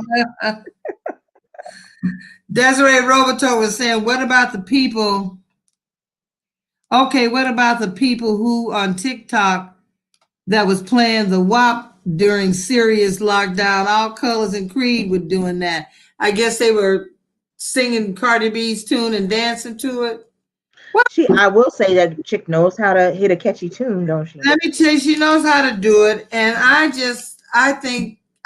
think she tickles the shit out of me. Okay, I like her, and not that I've ever tried not to. I like Cardi B for some reason. I do too. I mess with her. I do. I ain't gonna lie. I think she's just about as real as it gets. She's real as she almost like she don't even. Sometimes I be like, girl, no, what you doing? Some stuff is not for the public, girl. Right, not everything. Sometimes we don't have to be that raw, but hey, if you're raw, you're raw. So we're talking about Lil Nas. It's his I'm sorry. Okay, go ahead, baby. Oh no, I was gonna say that he's firm now. I don't think that it's going to mess with his career because he's firmly planted. He has a firm fan base. If anything, it'll be a blip. You know what I mean? Like a little speed bump. But I don't think 81, he has a good all this publicity is just drawing more attention, getting him more views, which YouTube is cutting him checks and other people are cutting him checks. Do you know how much money he got to be making for 81 million views plus 12.1 million subscribers off of this publicity stunt? This man is getting pizzed. Yes, he is. And the sun is shining. He's all right. He is not pressed. He is all right. He's 21. He's going to do some stupid stuff. Yeah, and he's having fun. Whether we like it or not. It's like, when you were 21, you weren't trying to babysit nobody's kids or Ooh. When I was 20, 21, well, I wasn't in them streets, but my mind was in them streets. I was 21. I was graduating from college. I was on my own. I was singing. I was having a ball. Do you hear me? Passing it around like pound cake and enjoying every moment of it, baby. She said she passed it around like pound cake. I will say 20 wells buck as well, and I loved it. I mean, I had the world before me, so it was like I'm going to do whatever whatever I felt big enough to do. I was in California when I was 21, and I just remember by my 21st birthday, I had a pool party, and I just had gallons. Yeah, like everybody, like the Mexicans. I love me some Mexicans, y'all. I have never partied. I have never effing partied that freaking hard. Then the Mexicans came to my party. They came with gallon jugs of liquor. It wasn't like, like you just get a 750 mils. Like they was coming with the liquor with the handles on it and just dropping it on the table. Like my whole table was full of stuff for my 21st birthday. And like, I was like, oh, child, we just turned up that day. Like I wasn't even expecting. And the food, girl, I had the best 21 birthday party. That was like the best. Like nothing beats that. And then we had an earthquake, and then I was scared to cry because like the pool was going. I had never had an earthquake or nothing. So all I know is when I was 21, you asked me to think about somebody else. I had a mouth too, girl. Yeah, I mean, yeah. I So disrespectful. I don't know if I was disrespectful, but I probably was at times, but I really didn't mind telling somebody where to get off, and it was always important to me to have the last word, so an argument could go on, you know. But I agree. He's young, and he's probably got handlers, somebody behind him. I know Miley Cyrus posed with her shoes on, and a few other. She posed with him in a photograph with her Satan shoes on, and a few other young rappers that I know nothing about have come out. Ladies who said they stand with him.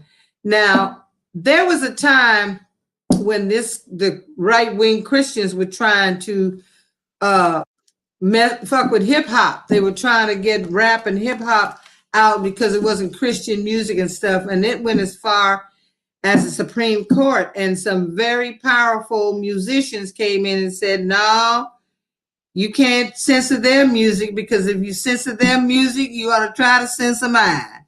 And so all of them stood, not because they really knew the music, or they might not have even listened or mess with it like that, you know, but it was, you can't censor their expression, because if you do that to them, you do it to me. So he's 21. He'll make many more mistakes by the time he's 25. You know, what about parental controls? What happened? I utilized them heavily. Like, what happened to?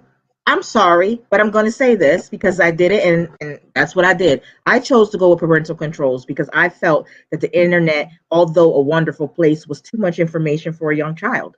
And I missed a lot of stuff because it was just coming in, oozing in from every cartoons, everything. I really could not keep them from growing up, because what they watch on their own time, once they opened the doors of the internet, it was like the tree of the knowledge of good and evil. You know what I mean? Like, I'm serious. These kids are so much more knowledgeable than we were growing up that it's ridiculous. So I feel like parental controls is a really big thing. And if you are, a Christian person or whatever, you feel like you need to guard what your children are consuming, then I wholeheartedly support getting a parental control program that emails you and tells you and locks the stuff that they go on to. Because YouTube has a function here, I believe, that you can parental control that.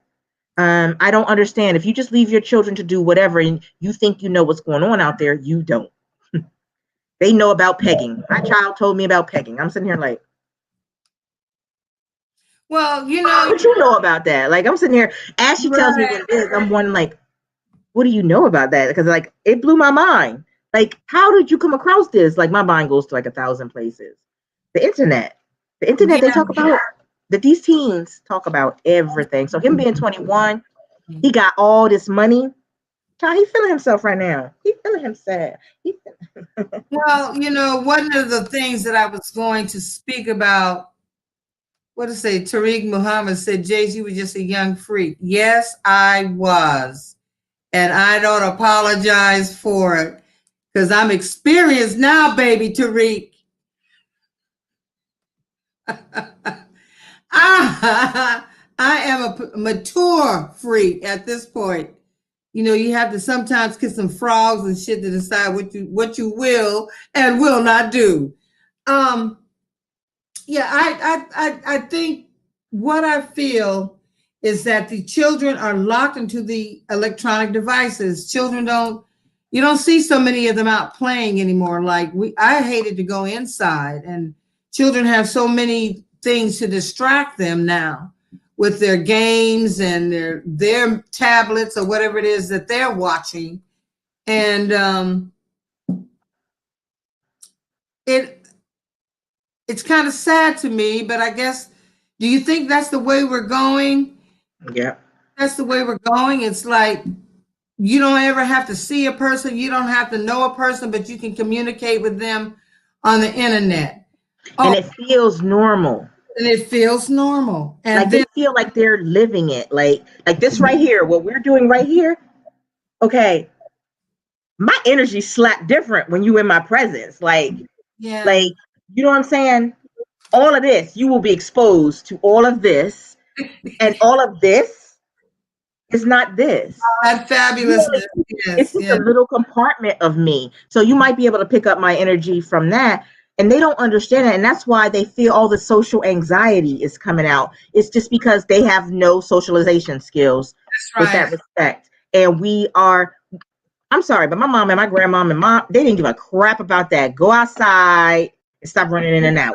Yeah, You know and what I don't mean? slam outdoors, you know. As long as they don't touch you. Yeah. It's like I didn't even know it.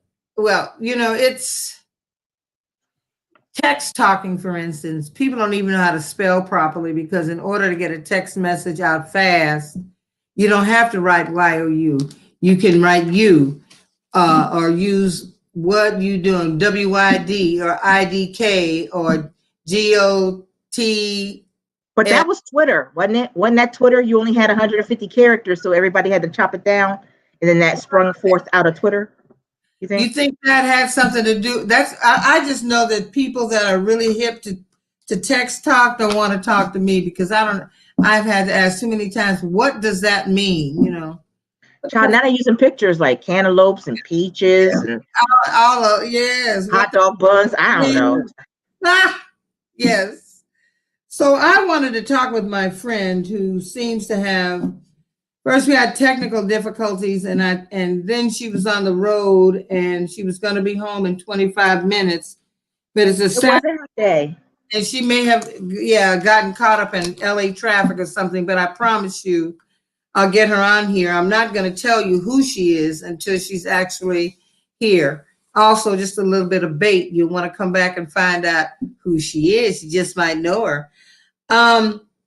But I want to talk about music, like music as I have known it, music that I heard when I was growing up, music that I actually performed, versus how it morphed once. When when I first started hearing some hip hop, I was pissed off, except with a few people. You know, a few of them I could get with. You know, I love Tupac and I love Biggie because they were funny as hell to me. Tupac to me was it was this side of a prophet. I thought he was an amazing young man, amazingly bright and connected. You know, I loved NWA. It's Naughty by is that Naughty by Nature? Is that the other ones that did Hip Hop Hooray? I love anything with drums, heavy drums and bass. I can get with, and some of what they were saying, because it used to be poetry to music almost, you know, it used to be message music, and then the message kind of devolved into us being called bitches and hoes, and how I can make it rain and how much money I got, and the message just to me was so shallow. I just shut it down. I couldn't hear it anymore. Well, that was hip hop, right? So you That had was hip hop, and and then rap, gangster rap. You have rap, and then you had hip hop, and then hip hop is talking about what I got, who I am, whatever. And you have rap talking about how many bottles and bitches. I think, okay, correct me if I'm wrong, but I feel like West Coast rap started that. Call him. Could have been because some of the big ones used to come to my aunt's house on Sunday for fried chicken. It was Sunday dinner, and she could fry some chicken. She had an old the bottom of a pressure cooker that she would deep fry chicken in, and those, you know, the Compton boys would be there. Dr. Dre and Calvin brought us, you know, Snoop, and they would come there for food and to hang out, you know. Mm-hmm. So I had to kind of like them a little bit, you know. But I dug some of the sounds. My favorite one was Us Three when they did jazz and hip hop and made that shit fucking swing. It's luscious, you know what I mean? But It had music behind it. It had a Freddie, oh gosh, I see Freddie Hubbard Cantaloupe Island playing behind it. And these brothers were spitting, you know, it was fabulous. I love that whole CD. I remember being in one of my cousin's classes, and he was a college educator, and he was teaching on "Don't Push Me because I'm close to the edge. I'm trying not to lose my head." He was, you know, talking about your electricity going off in your car. Now, I mean, you know, all the, yeah. So he was instilling in the students like this is a message. This is some real shit right here. You know, this is some real shit. So there were early stuff I did. Then they had gangster rap, which I guess began with the whole notion that you needed to travel with bodyguards and pistols and guns. And do you know that's when kids stopped playing outside, when all the drive-bys happened? Yeah. You can look back and kind of see the root. Okay, gangster rap brought forth drive-bys. Drive-bys drove the kids in the house. Once they got drove in the house, they started playing video games and stuff because that was allegedly safer, right? Than being outside, because the parents knew their kids wasn't going to get shot by a stray bullet playing double dutch. Or ding dong Dixie. I don't know if they still do that, but like, yeah, girl, like, so it's very interesting to see how music can also affect culture. Well, music, I'm here to tell you now, because let me tell you about music. I have had it all of my life. I came to this earth with a song in my heart. And if you read 2 Chronicles chapter 20, it talks about when Jehoshaphat, now I look at things as a metaphysical point of view. Is the words tell a story to me. However, I can apply the enemies to my own personal life in terms of your enemy might be your thinking. But before I go off and ramble on that, anyway, they had lived peacefully in this land with all the tribes. Everybody was peaceful. Then he gets word that all the surrounding tribes are going to attack him and take all his shit. They're going to take everything. They're going to take everything. Your possessions, your women, we're just going to just rape and pillage and take your stuff. And he became afraid, and he called what we might call a prayer meeting. You know, he called for everyone to come into one place, everybody fast and pray. And the crowd came in, and he began this most beautiful prayer with, "Art not thou the Lord in heaven art not thou the Lord who created the heavens and the earth?" And he ends the prayer by saying, pretty much, we're afraid. We don't have a clue. We don't know what to do, but our eyes are on you. And the story progresses with the word of the Holy Spirit coming down and saying, he said, "Stand still and know that I am God. The battle is not yours, but mine. So go on, meet your enemy. I'll be there when you get there." And when the people were going out to meet their enemies, they were led by the singers.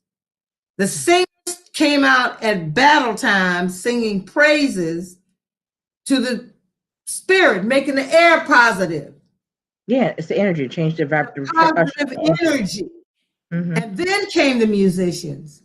Music has an impact on not only the person who hears, but the person who is giving.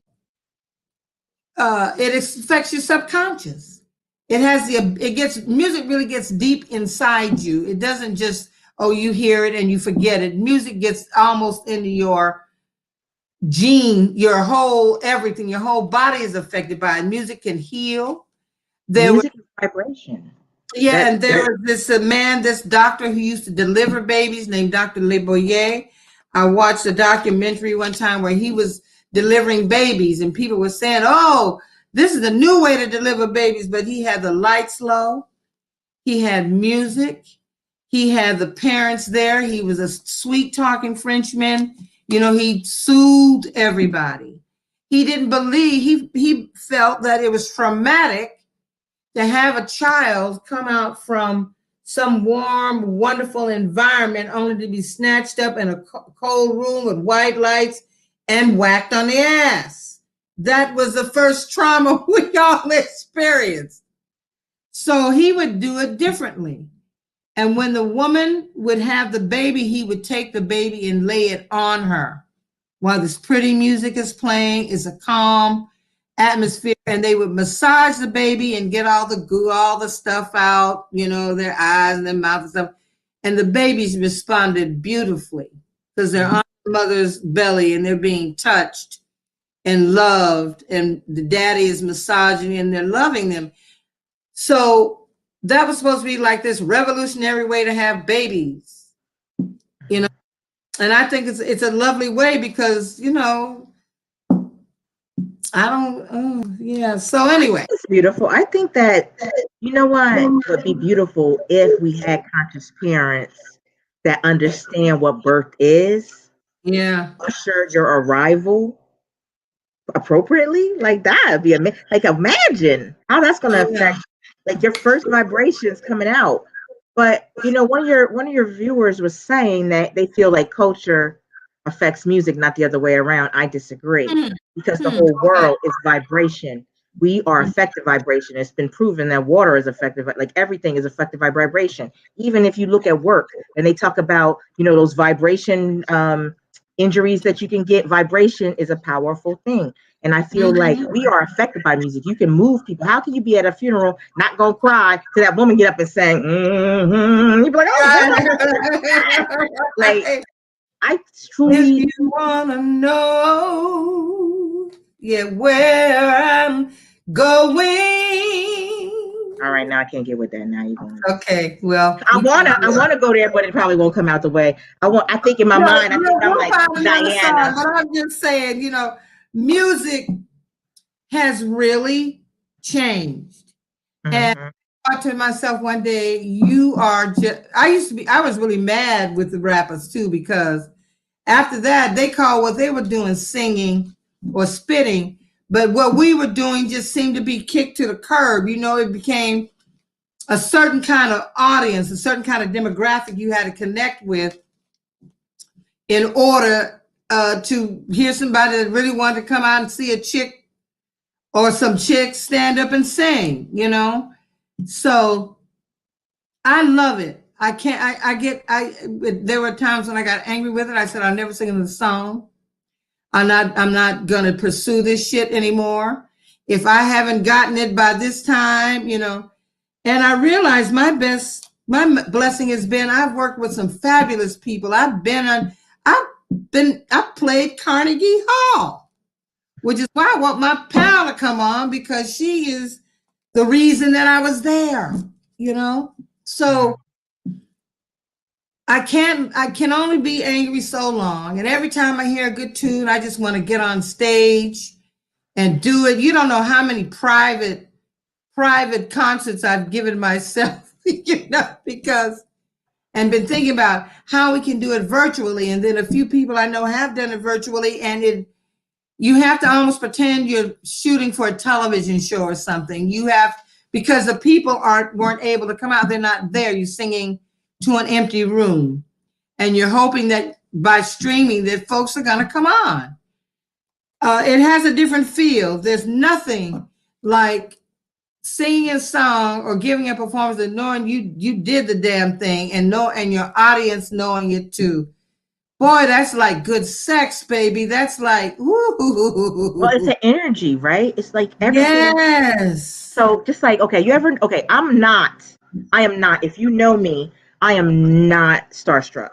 I'm not. You put on your pants the same leg as I do, everything, right?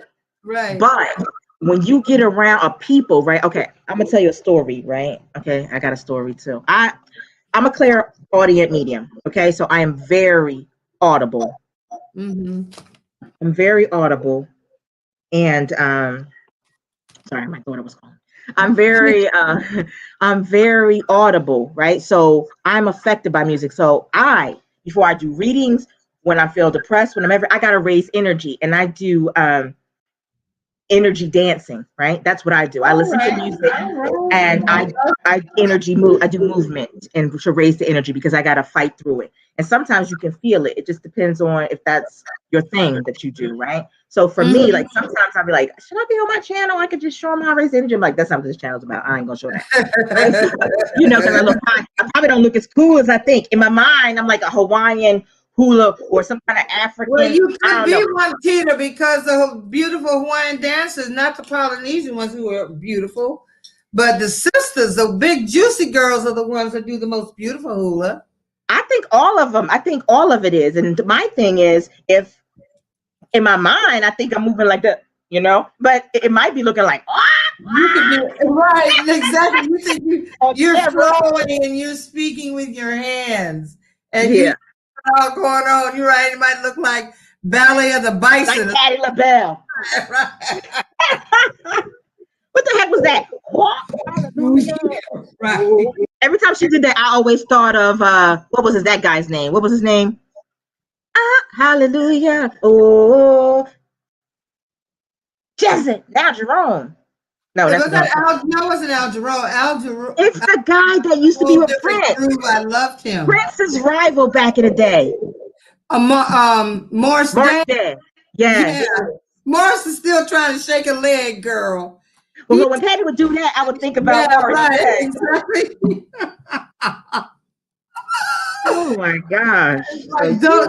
So that was what I was listening to and what the groove was. And then I always loved jazz. If there was something about the tones of Ella Fitzgerald and Carmen McRae, who was like Ella, who was just smooth and who actually became an instrument. That's where scatting started, baby. She became an instrument. Then you had Carmen McRae, whose style was like an elegant horse, just plopping all over the lyric and singing like with balls. You know, she wasn't singing pretty. You know, it's amazing. Then Gloria Lynn, who was just so soulful. She and Ernestine Anderson was so soulful. I do a version of Watermelon Man based on Gloria Lynn's version because it's sexy and it's creamy. It's all of that. And it's flirtatious. You know, she's telling the Watermelon Man, I would buy one from you every day. Just make sure you come my way because I really dig Watermelon Man. You know, just those beautiful voices. Some singers don't know that they're storytellers, right? Some singers, you can see. Okay, you are a storyteller. That's the whole thing. If you don't get the lyrics, if you don't connect with those lyrics, it's a totally different performance. It's you can see a young person sometimes sing about a subject they don't have any experience with. No experience in. They don't have any wisdom. They have nothing. I can't sing a song if the lyrical content isn't speaking to me. I really have to feel that thing, you know, and some things like that was why I was like all over Bruno Mars and I'm gonna leave the door open. You know, that shit brought me back to the days of the crooners, the pretty harmonies, the slick talk, wherever you go, say, where you find a nigga like that? You know, who can speak like that? That at least, and I apologize for the N-word, but where you find a man that can talk like that, you know? That's doing more than just rapping and ain't cheating. You know, you want the whole body, it's all of that. But that song moved me, girl. I played it all day. I had it on an 1.5 hour loop. And when it stopped that hour, I put it back on because those harmonies are so sweet and so tight and so clear. It gives me chills. It's like when you hear something that just like connects. I get it. I can feel it. I can ride it. Like I can surf. I surf it. The energy, like if that energy hit me just right, it's like surfing. And like, I don't know how to explain it. It sounds like some crazy out there stuff, but maybe if you're clairaudient or musically inclined or whatever, you're into that, you know that there's a sweet spot that when you hear that music, you just want to. Yes, exactly.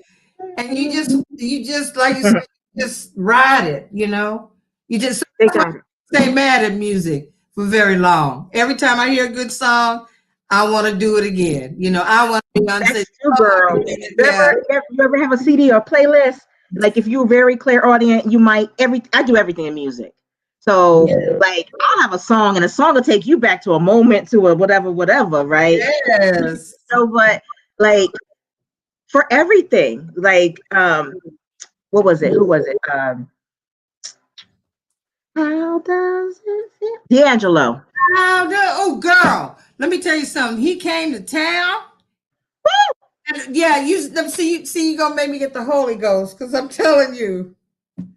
How does it feel? Oh, and there was this I used to go to this place. My niece had a Spotlight Tuesdays where people could come and just sit in, and her boyfriend sang how does it feel?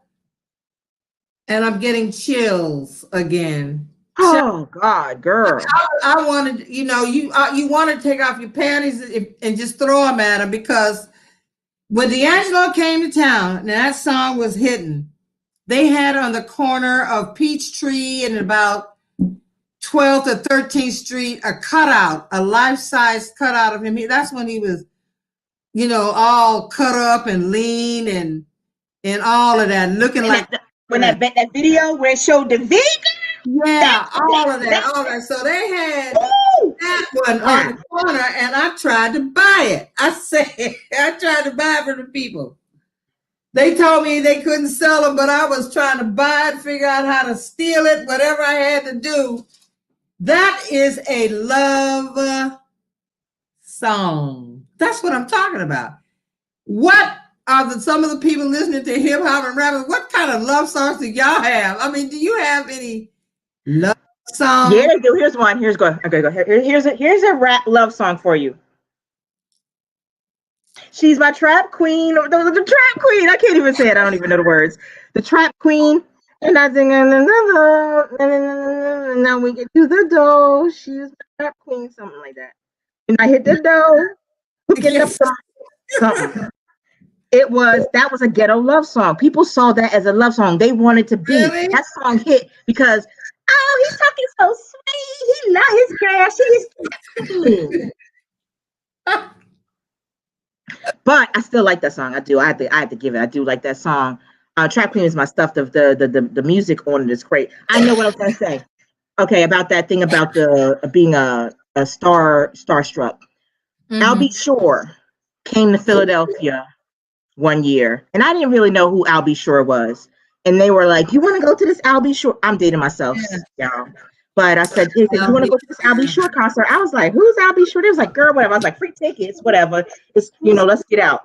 I was a teenager. I was like, "Let me go." So I go, and I see this dude, right? And back then I was so shallow for basketball players with light skin and pretty eyes or whatever. I'm sure he had dark skin eyes, but so I go up there, we go, he's singing that.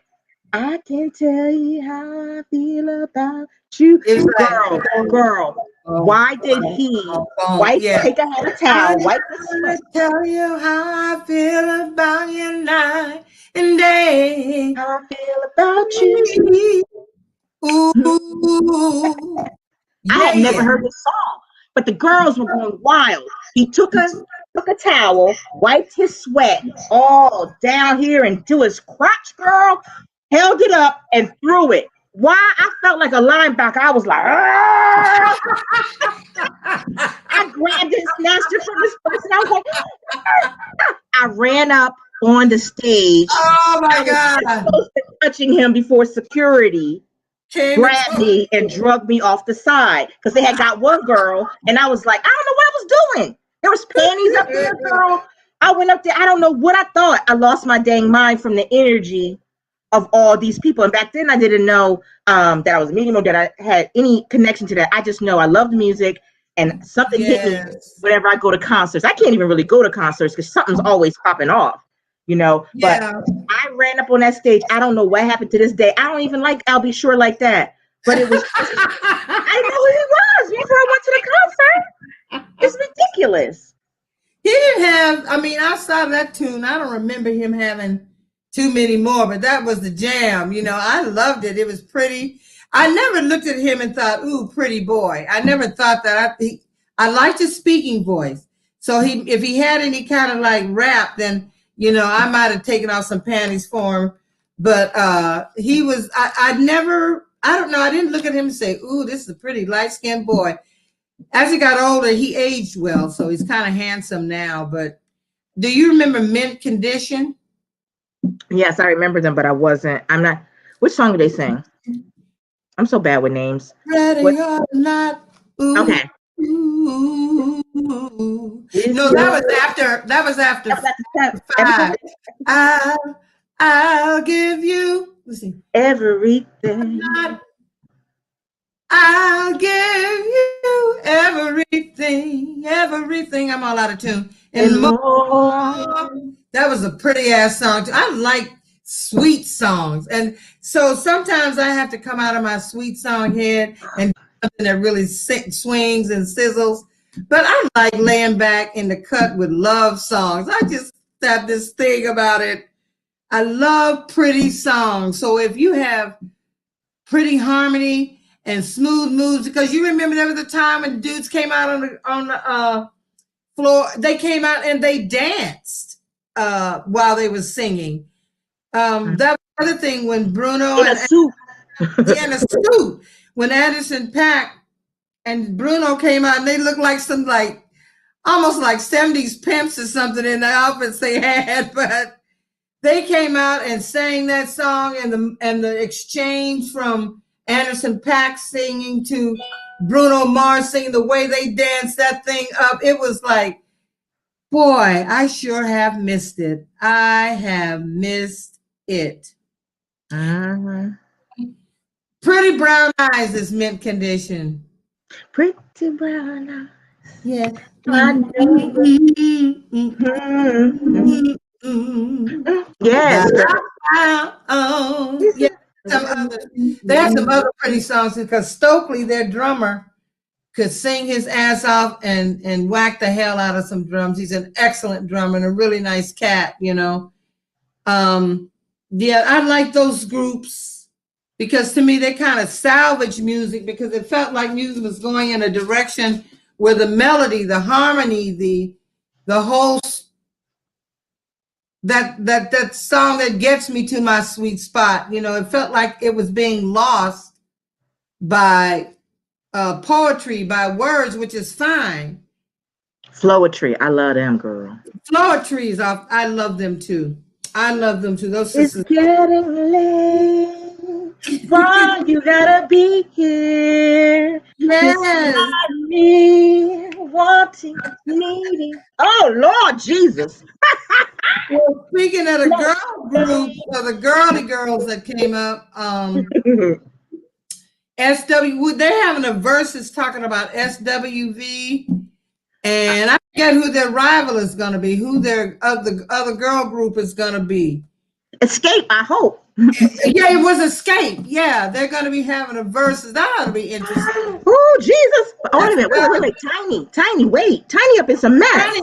Tiny is a mess. Tiny, we're sorry, but Tiny can't. She going through some legal issues, so you think gonna want to have her?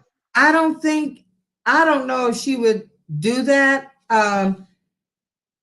Someone would say, but it's Tiny. But I don't know if she, with all of this sex trafficking stuff going on. Yeah, that's what I'm thinking.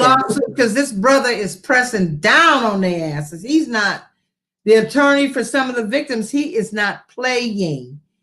So I don't know if she would want to get out and show her face like that, because that would be. Somebody says here, I also listened to Harold Melvin and the Blue Notes and got mad because they broke up. So many of their friends and family, Mikey, Beyonce, Diana Ross. I'm pissed now. Florence died poor on welfare. That's Asantiwa. I think I'm pronouncing it correctly. What did they sing? Okay, y'all don't roast me. But she listened to Harold Melvin and the Blue Notes. What do they sing? The love I lost. This was like just before pre-disco era. Was a sweet die. The love. Okay, I don't know them. My mom and them didn't mess with them. Like I think she No, messed with they were Earth, Wind, probably and before you. Fire. They were probably Earth, Wind, and Fire. Well, they were still hot Donna during. Summer, my mom. Yeah, that's probably your mother's music. So I don't Stevie know. Wonder. Stevie Wonder's everybody's age music. That boy is just badass, you know. Some of these songs, like artists like Stevie Wonder, he's just a national treasure. He says he's moving to Ghana. He's getting the fuck up out of here. Yeah. Go ahead, Stevie. Yeah. So Teddy Pendergrass was the lead of Turn Promote. them off. Yeah, take off the A lot of candles. yeah.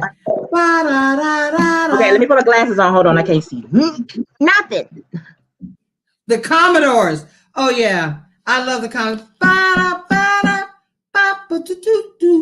Mhm. Boom.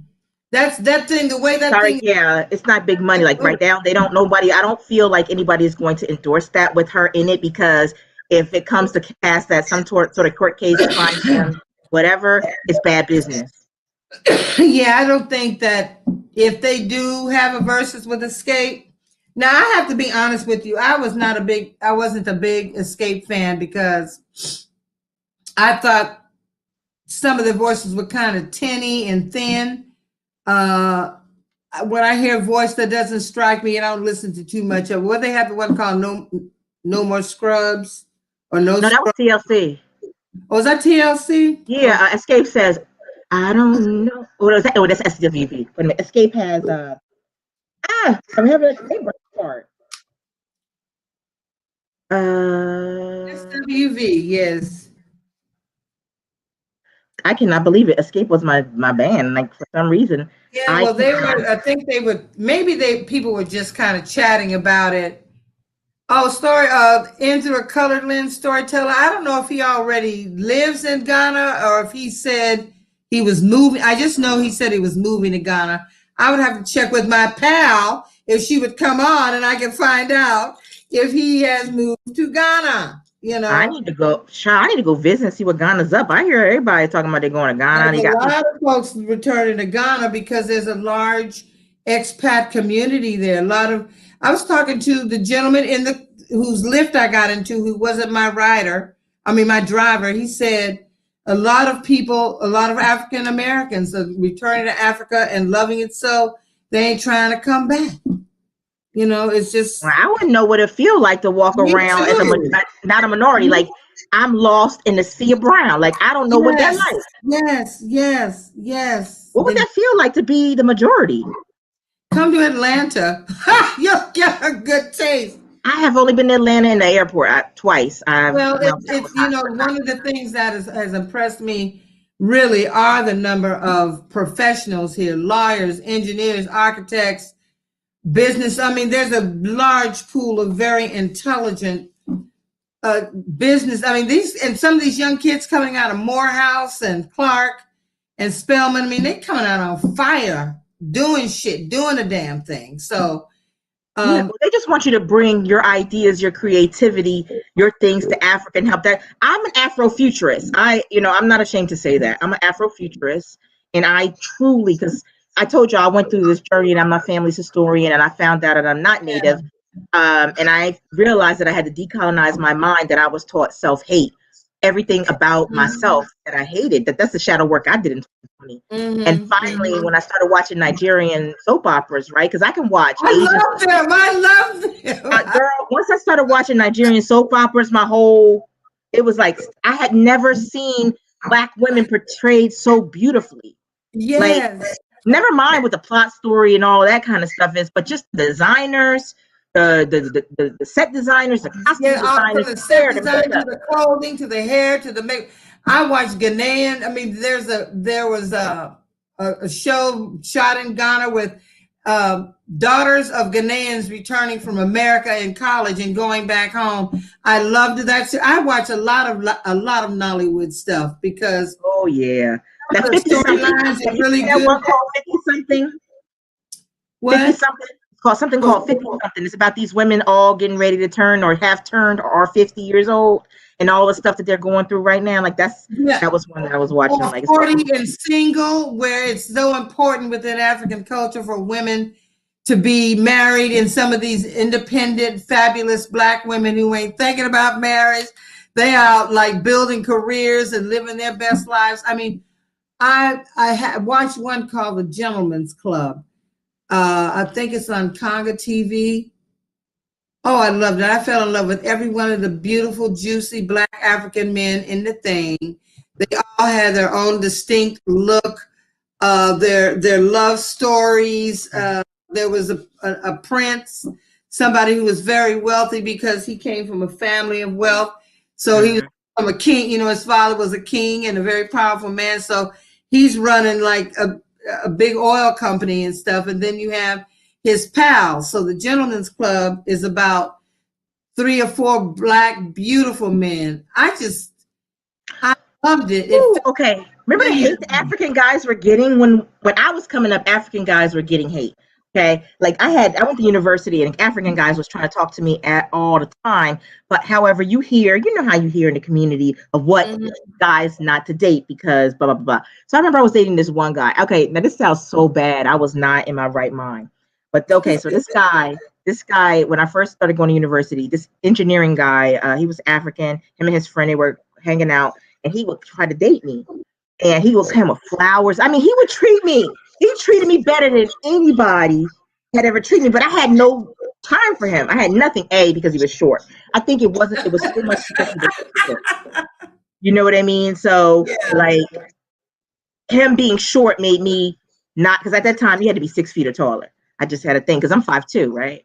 So I'm 5'3", only because I got my knees replaced and the doctor straightened my bow leg, so I got an itch. We're short. Yeah, so like I didn't talk to him because he was short, not because I didn't talk to him first because he was short. And the second reason I didn't talk to him because at the time I didn't find him attractive. Well, still I just didn't find him attractive. However, I'm not shallow. I much depend on how a person treats me. Right. And when I think about it with an older mind, I'm like, this dude brought me flowers. This guy, would take me out to supper, nice places, not McDonald's, not nothing. I'm talking about actual restaurants that has silverware. Yeah. But you have friends there like, girl, he gonna take you to he's like, I should take you home and introduce you to my mother. And that messed with me because my friends were like, girl, he gonna take you home and you're gonna be one of his 7 wives living in Africa and you ain't gonna never be able to get back to America. Exactly. They're gonna get you in the club. You be pissing out eggs like a chicken. All kinds of scary stories. I love to travel, and I was down. I was like, he was nice as a friend, but I wasn't interested in him. But I love to travel, so I was like, "Ooh, that's interesting. Ooh, go to Africa with somebody that know." But then my friend was like, "He gonna get you in Africa. They gonna take your passport. You ain't gonna never be able to come back. You gonna get stuck in Africa." I was like, "Yeah, I want to get stuck in Africa in the village. I want to come out." Yeah, right. I heard those stories too. And when I was in New York, I met through a musician or a singer named Lloyd Price.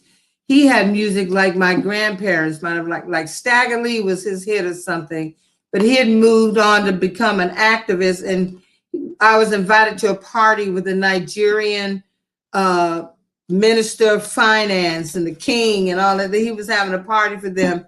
But girl, when we got there, these people were watching porn movies. It's after the event and all of, the welcoming ceremonies and all of that, we walk into this room where we're to have cocktails and stuff, and there are porn flicks going on, and these men are sitting around watching porn, and I'm thinking to myself, this feels like a setup.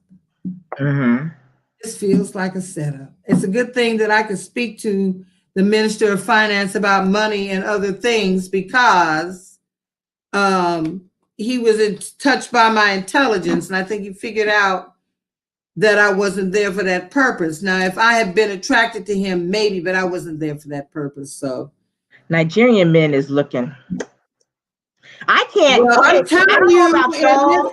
I don't know about y'all, but the Nigerian men look like men I know. Like I wouldn't know they was Nigerian until they Yes, they do. It's like maybe that's what it was. Like I looked at these African men, They look good. they very attractive, all in their own They way. clean up And so just well. and they look familiar, like isn't That beard with that beard. isn't that those nicely trimmed and Oh my God, smell good.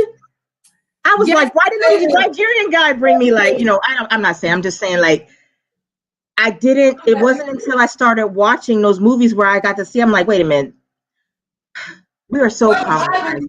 for me, They it's lied like, about Africa, y'all, they lied. it's like, what am I? And then, I look at someone, I adore Trevor Noah. I think he is a doll. He is funny. There's something about him that is funny. There's something about him that he just makes me feel like if you went out with him, that if he was serious, that you are serious about you, that brother could really speak to you. You know what I mean? I just think he's a darling. I do. Yeah. I think that we don't learn African history. We don't learn anything about ourselves or anything. Like we are made to hate ourselves from the time we start going to school. Really, we are. And I have to admit, like I tell you, like it's sad, but I think that I'm just now learning, just through family genealogy, I started learning all these different things, and I felt angry and robbed, and I had to kind of take that energy and drop it because it was making me upset, right? Because I can't change who I am. I cannot change that I'm 52% African from different countries, and the rest is some white and Portuguese stuff, right? I cannot. And in my mind, it's like I can't hate myself because it is a part of who I am. However, I feel what I did was make peace with my ancestors and said, listen, I come from you, whether you would claim me or not. Right. However, now I spent this much of my life learning about y'all and living y'all way and knowing your history. Now it's time for me to learn about the other half of myself that I've hated for so long. And it may actually help you resolve why you do some of the things you do. I'm not talking about in terms of like trauma or anything, but you may have certain habits that you have and you don't know where they came from or why you do them. But if you could when you connect with that, you figure out perhaps your great granny did it. That they can feel spirits, and that's what I kind of dig. Even though I'm a little put off by the African pastor, I know Tariq Muhammad does not like Trevor, but I dig me some Trevor Noah, and I ain't gonna be put off on him. I think he's a darling. He's probably a little guy too. I always hope that they're tall, but oftentimes folks on television aren't really tall. But oh gosh, I'm getting it. This knot is kind of rubbing up against me. Should have stayed with that wig. I would have should have stayed with the hair, huh? Then I wouldn't be having no headaches. Tyreek, I am mixed. However, I am culturally Puerto Rican. Okay. I grew up in a Puerto Rican household.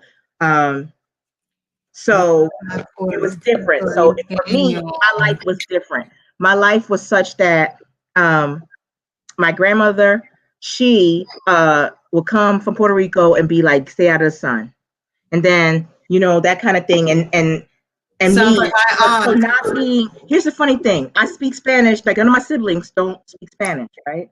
I cook, all of that, but not quite accepted because I was too Black to be Puerto Rican for them, right? Because they're in the mountains, white Puerto Ricans, and then the Black people would tease me and call me bean eater, and like just because we had goats in the backyard. My father was a farm person, and so in the inner city of New Jersey, wow, he had goats. That sounds like it was so embarrassing because I was growing up around everybody else, and my father is doing strange things. You know what I'm saying? Like, we had goats. Like my grandmother, she lived on a farm in Puerto Rico, so she felt like she couldn't eat anything that wasn't killed that day. So my father would give me pets. I thought they were my pets, but actually I was eating food. So I would come home and I would eat my pets, right? So my dad would like, you have to learn the difference between pets and food. I'm like, how about you tell somebody it was a pet? but I didn't say Yeah, that. I think we all were traumatized. I remember when my father and his father and a group of men had gone up and they shot a deer and brought it back, and I thought they killed Bambi. You know, I had a real problem with that. But my grandfather, when he had chickens and stuff in LA in his backyard on a main street. He had like the backyard didn't look anything like the front of the house. And he had like chickens and stuff. So he got eggs, and he would be, one day. A goat though. Did he have a goat?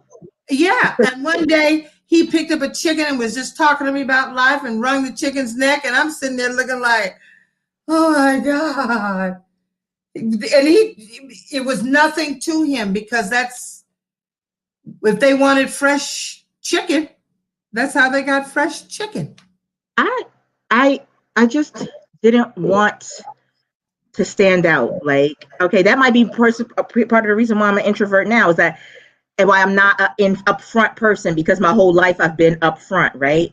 So it's not so much of that. It was just I had been taught self-hate, right? And I don't think they go out and be like, you hate your blackness, but it wasn't. It was more, I think it came from a place of love and like, oh, we want you to have the best in life. Like, we want you to not, I don't know how this works. I'm trying to wrap my head around it so many years, but I think it works like, if I don't call myself black, but I look black, then maybe people won't like, I don't know. It was some craziness, right? Because you can look at certain people, but there are people who do not identify as black or brown people that are black and brown.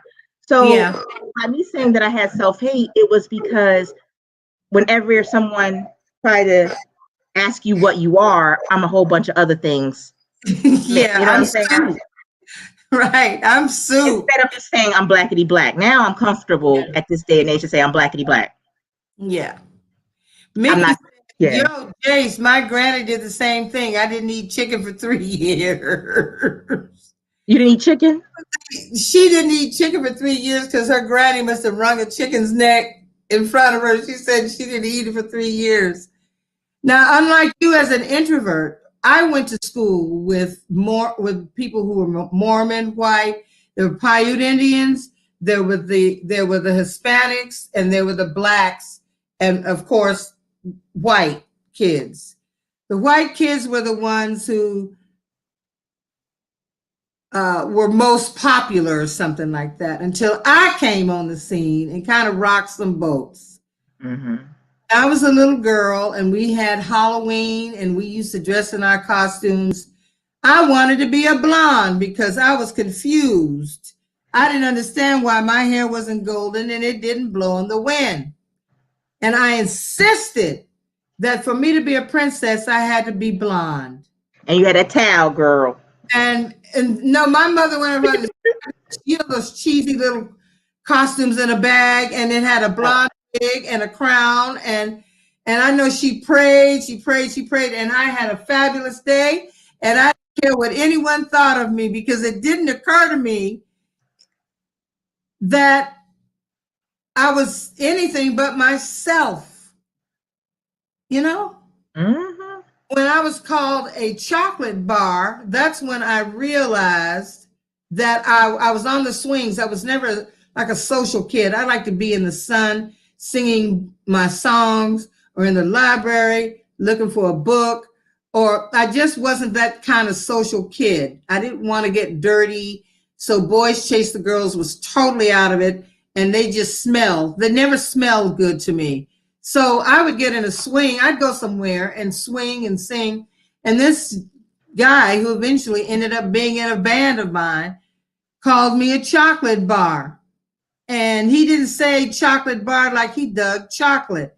He said, get off that swing, chocolate bar. And it was like, and I'm thinking, well, what the fuck's wrong with chocolate? Don't everybody like chocolate? But I realized he was intimidating me. He wanted my swing. So I did get off, but I didn't leave without punching him in his eye first, and then running in and pretty much turning myself into the teachers, pretending to be hurt and bruised because he called me a chocolate bar. Then so my teacher says, you can go in and put your head down and calm down. Then this racist bitch named Mrs. Bailey came in. She She had one leg shorter than the other and blonde hair and real hard, you know, real. I said one leg shorter than the other. Like she was doing whiskey and cigarettes like since she came to Earth, you know. And she's, oh my God, look at that brown child. And I had my head down. It's like, what the fuck is it with the color thing? Mm-hmm. And I left school that day. I went home distressed. And when we came home, you had to get out of your school clothes, put on your play clothes, and you could go in and wash up.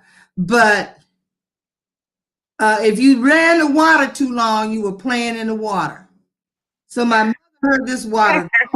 She came in and she saw me tugging on my hair. I was fucked up, you know, Mm-hmm.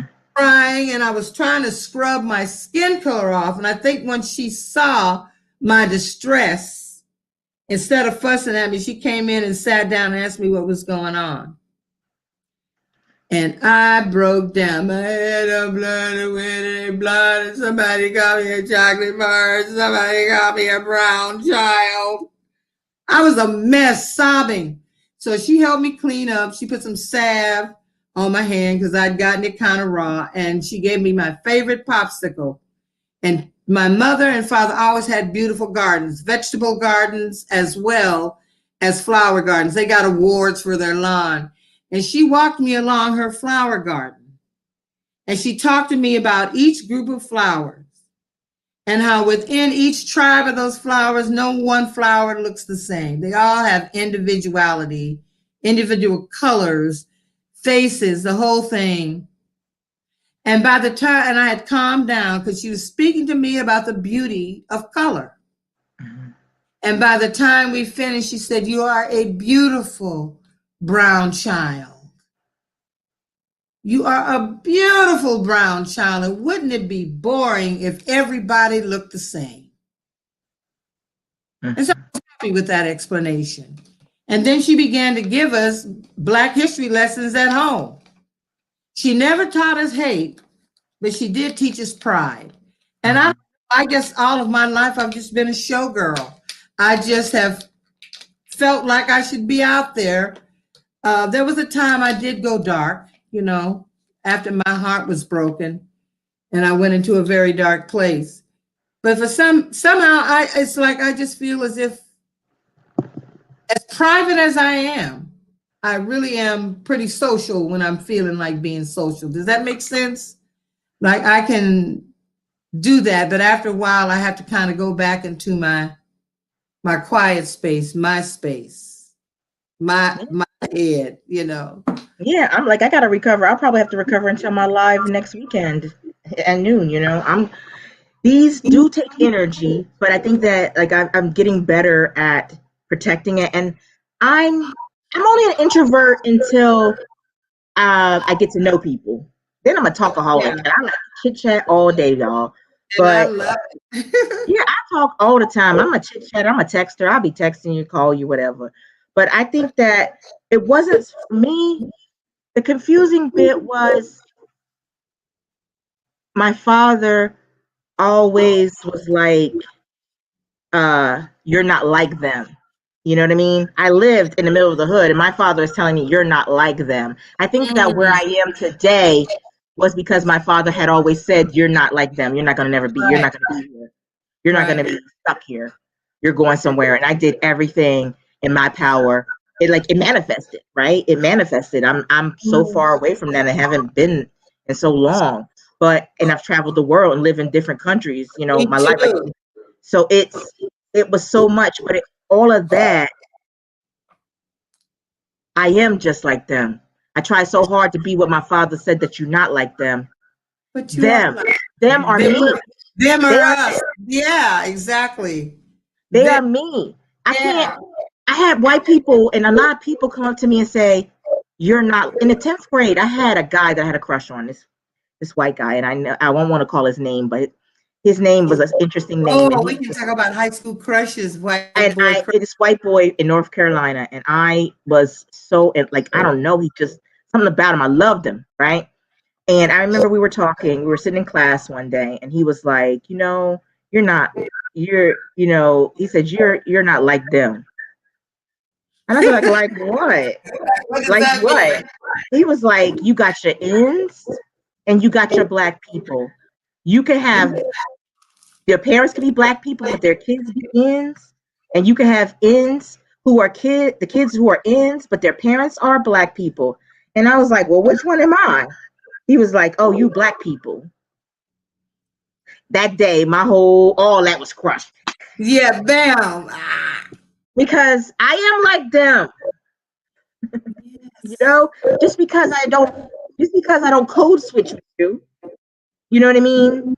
Because I can't be myself, right? You've taught me that myself is not good enough. So therefore I have to adopt this speech pattern. Therefore, I have to stay out of sun, wear sunblock or a hat, or I'm using the creamy crack hot comb, whatever. Like, child, that's the truth be told. If this grew out, I wouldn't know how to do this without no perm, child. Yeah, I didn't get burned, but I sure do remember that hot comb. Oh my God. My mother But straightened when her hair. somebody don't tell you that you're beautiful, that if you don't think you're beautiful to the age of Yeah. 35, I did not think I was beautiful to the age of 35, despite being told, despite living proof, right? Yeah. But because every time I looked in the mirror, I saw not good enough, right? Like I saw Stay Out of the Sun. I saw Miss Piggy. I saw all the things that kids and people do to you, so that I was not able to love myself. And so that's what I always try to teach my daughter. My daughter is natural. Like when I shaved my daughter's head, and like she wanted to be like me. So, I started her over. Basically, we shaved her head because her hair wasn't doing too well. And I knew that I just needed to start from scratch on it. So she had a big chop and I had a big chop.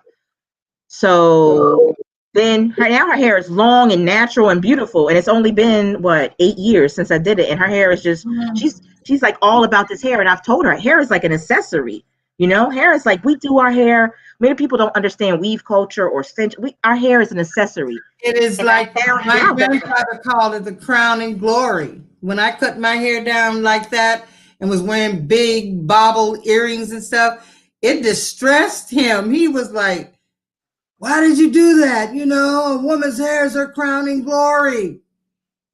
But it doesn't define me. I am not my hair. Right. And that was what I had to prove to me, was that I am beautiful regardless, that my beauty is not this outer shell. My beauty irradiates from inside out. That's right. That's why you can have an ugly person dress nice, smell nice, be well groomed, and be attractive. Yeah. Like that's what, I look in the mirror and didn't see it. It's like sex appeal. To me, sex appeal isn't about how few clothes, swatches of cloth you can wear.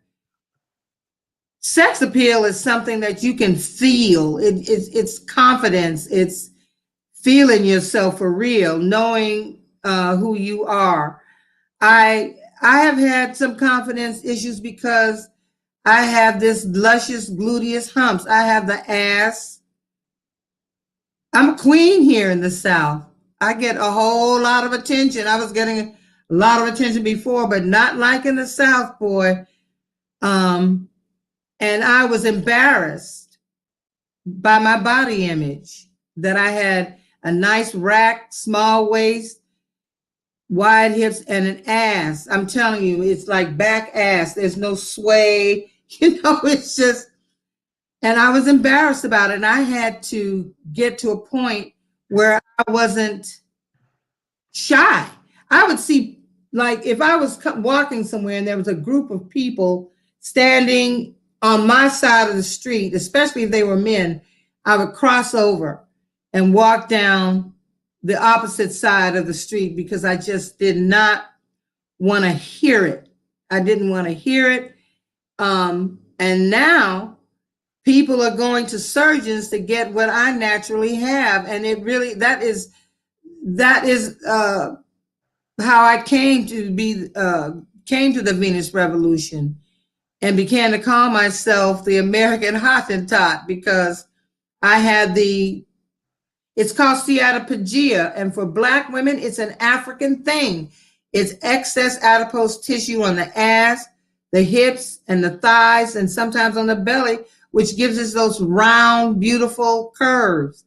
And today it's a thing. It's people that don't have it, you can always buy it. I don't have any booty, child. I don't. I'ma just have to rock this back. Like they be like, I don't know where your butt and your back they meld. I'd be like, rub my back. They'd be like, wait, that's my butt.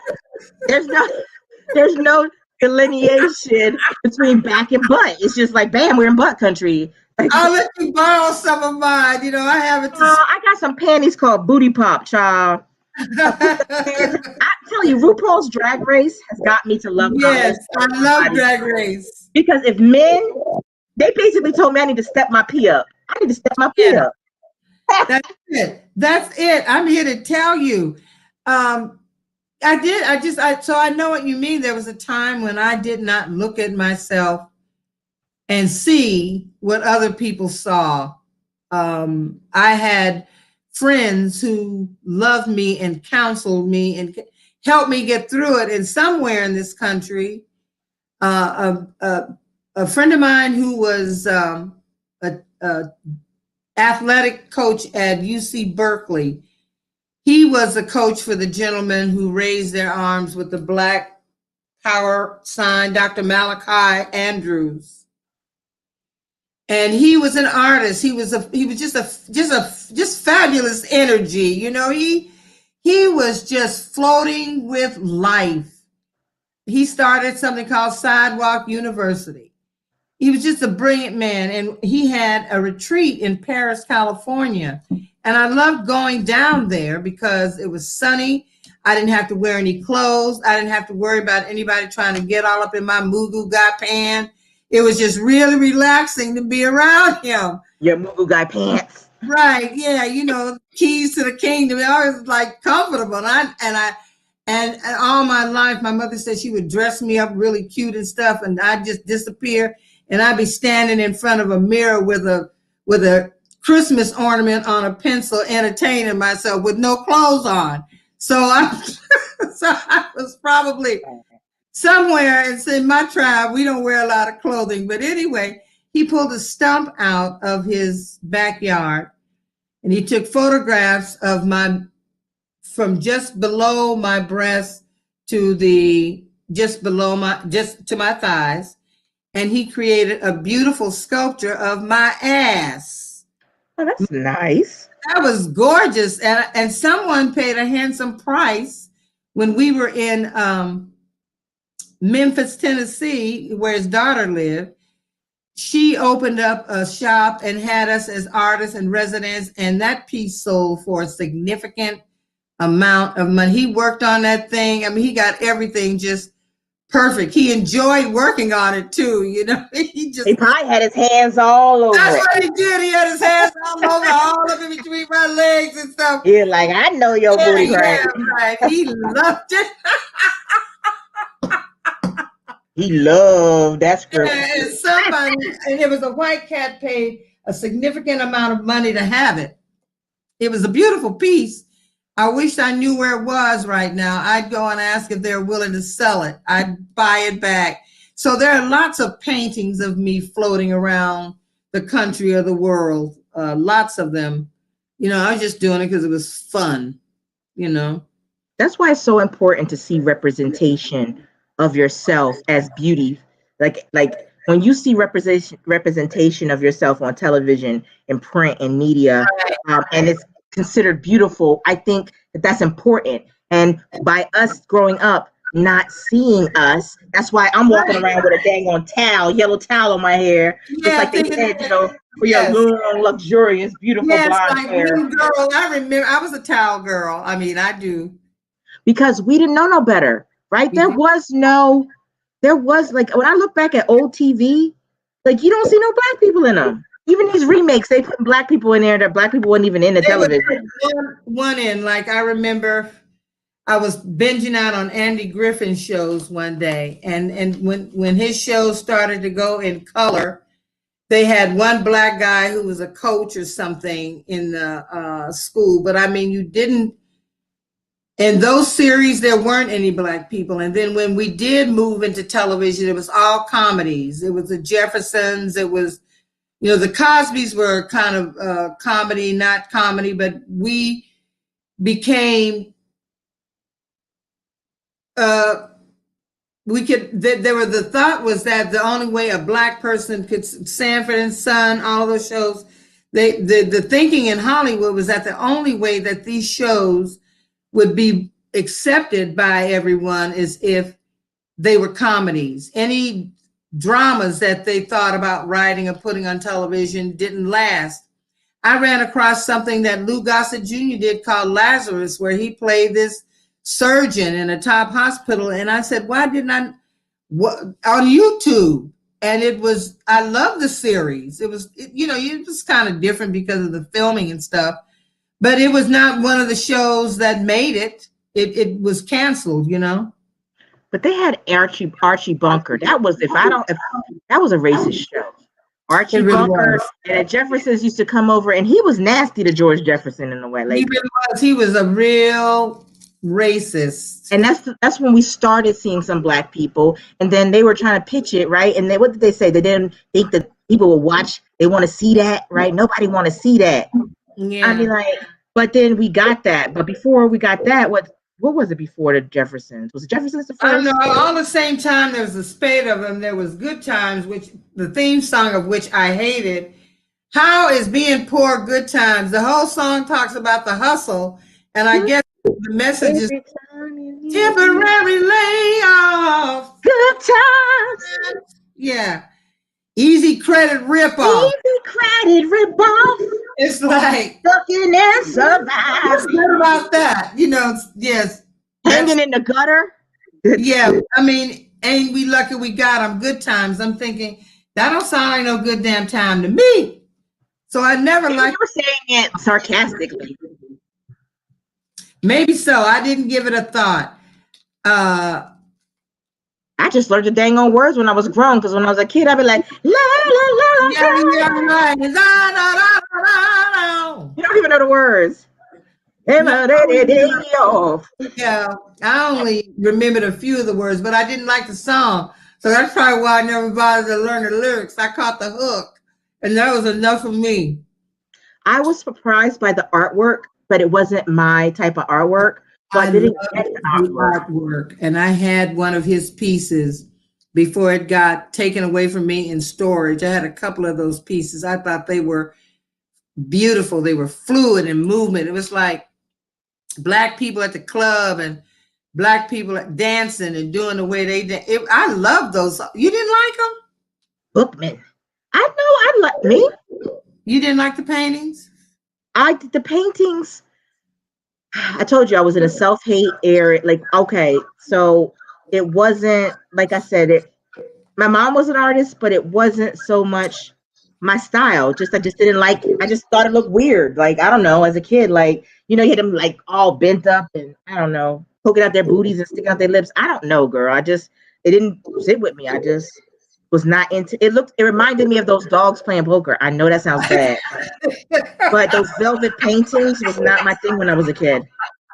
They were weird. Velvet paintings. How you paint on velvet? I don't know. Yeah, I get it, but no, the paintings are quite beautiful. Tariq Muhammad has really been busy in the chat. He made some comments about you saying, I am like them. He says, no, you're not. I mean, he's been very chatty. But right now he says, hey, Blissful Divination and Jace Harnage, can we have a moment of prayer for Rhonda Cox? Sing us a song, Jace, for her. Thanks. Okay, there are copyright issues. I could get in trouble, in other words, for singing like a full song. I could probably sing a line or two. But, oh, shit. I just set off the alarm, my incense. Hold on. I'm going to turn it off. We have no incense over there. Okay, Okay, I'm going to open the door a little bit too. I should have known better. I had the incense burning back here. I'm trying to read the chat and see what's happening. Oh, shit. Let me open the door. Girl, you better get that paper plate and wave it.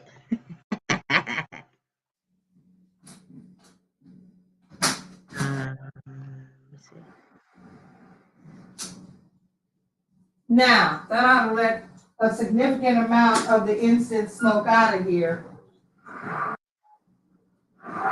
Never a dull moment on Jay Trinage. I hope it doesn't come on again. Woo! That's jarring. That is a jarring sound. It ain't even cute. God damn, there's no more smoke. It's I don't know. Maybe it's telling us time's up. Time's up.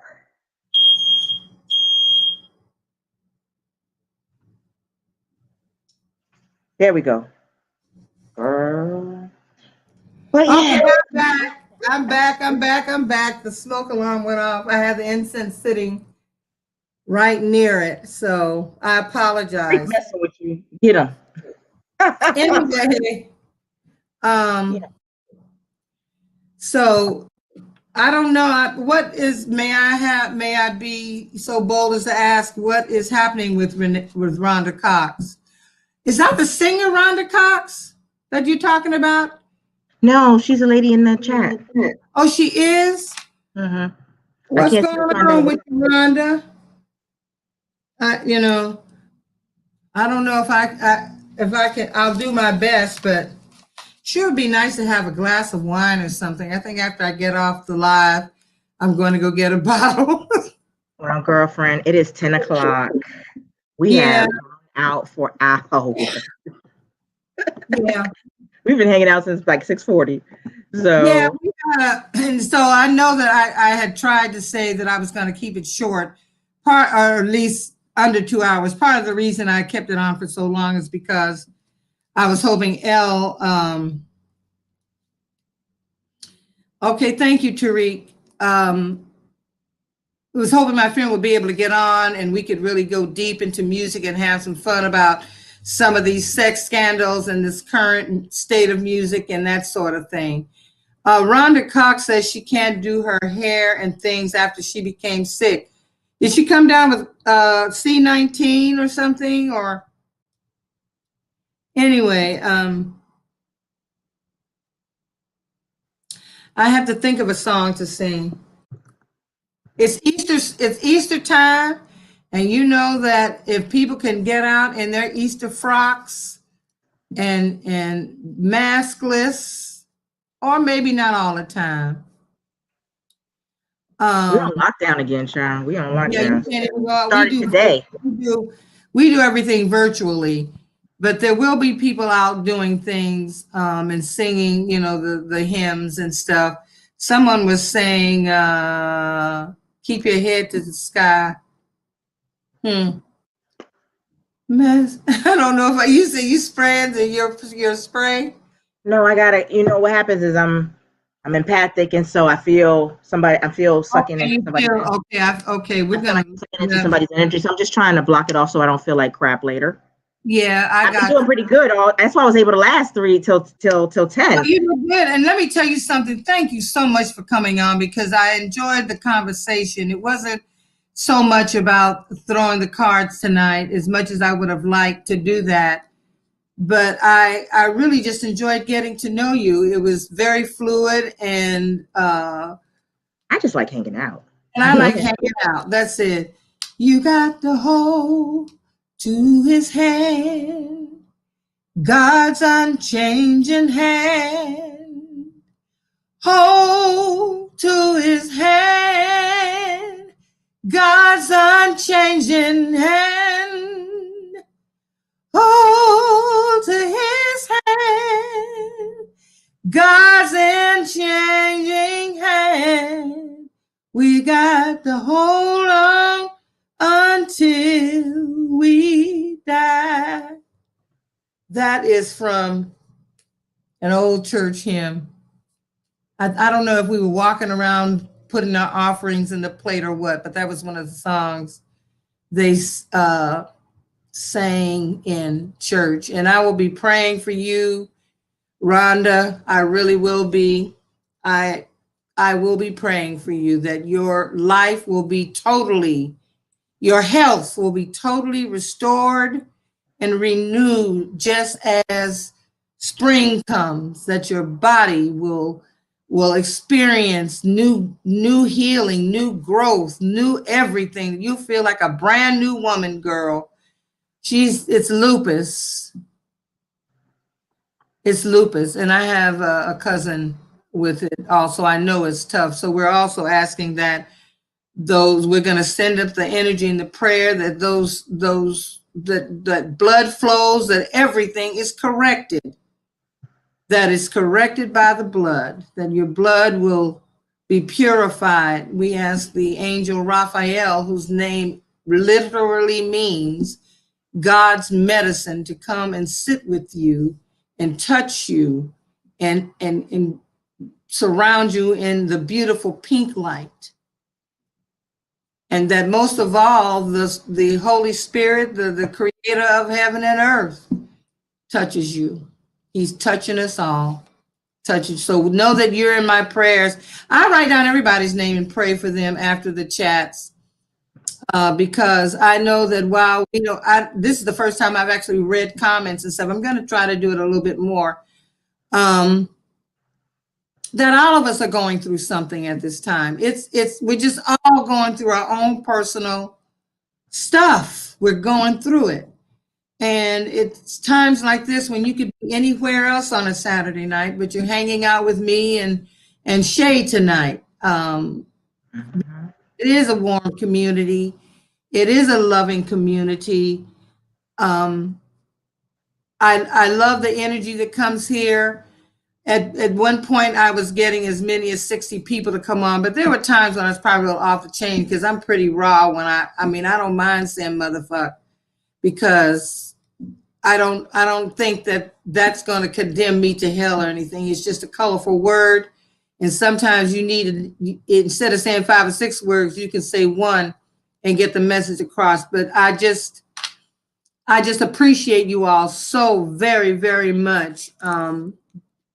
With Shay's permission, I hope that she'll be a recurring guest tomorrow night on Johnny's channel. You have the Becca and Jen Lynn and Johnny on doing their Sunday night groove. So go check them out. They'll be on Tarot's Apprentice.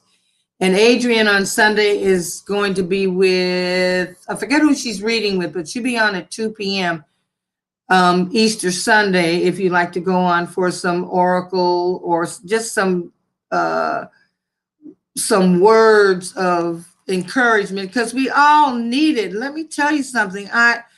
When you are empathic, you feel everything and you become concerned about everything and everyone, and you want to do your best to help somebody. And sometimes the only person that you really need to help yourself in order to be able just when you're in your I'm smoking a Yaroom, puffing on it. Dude said, "Oh, see, she's got her." Is that what? Palo Santo. That's Palo Santo. Yeah, she's burning incense. I just do it to interrupt the vibration so it doesn't attach to me. Because then I have to do a lot of cleansing when we get up. Yeah, you're very, very sensitive. I'm a little better because I stay cloaked up in the wall. Well, I do too, but what happens is sometimes we all go through our own personal challenges. And so what I do is I'm just, like I said, I've learned that actually when I do this, it catches, it clears it away. And moves it away before it can attach to me. It heightens the vibrations around me. So I appreciate you inviting me on. This is my job, and so I'm excited. I'm excited. I do like hanging out. I'm getting used to the live thing as well. I'm going to do a live with my teacher who taught me how to do the cards next Saturday at noon, and then I'll be a guest on Johnny's channel that night at 7. Okay. Next Saturday coming, the 10th. So that's what I got going on, and just my regular stuff. We'll have to come. Please go out and support Shay, like, subscribe, share, do the same here. Like, subscribe, share. You're just delightful, and I enjoy having you. So tonight, I apologize that my guest wasn't able to get on. We'll have to reschedule for her to come on, but in the future, I'm going to have musicians and singers that I've worked with come on, and we can talk about music and stories and politics. They're all very intelligent people. They're keeping their eye on the ball, so we're going to have them come on. Some of you will remember them. Some of you, it may be like before Bliss's time. I don't know. It may be, but whatever. They're going to, I'm going to bring them on because the music has to be shared, and they are the ones who are out here really cranking and doing a great, just the music is just lovely and not necessarily getting all the attention. So, yeah, we'll have them on. I've had a ball tonight, and I thank each and every one of you for coming on. Thank you, Tariq, for just being very active. Yeah, Tariq, I'm gonna go hit the blunt after the camera go off. See, I just smoke a little clove thing. Jay's no. As soon as this camera go off, I'm like, ah.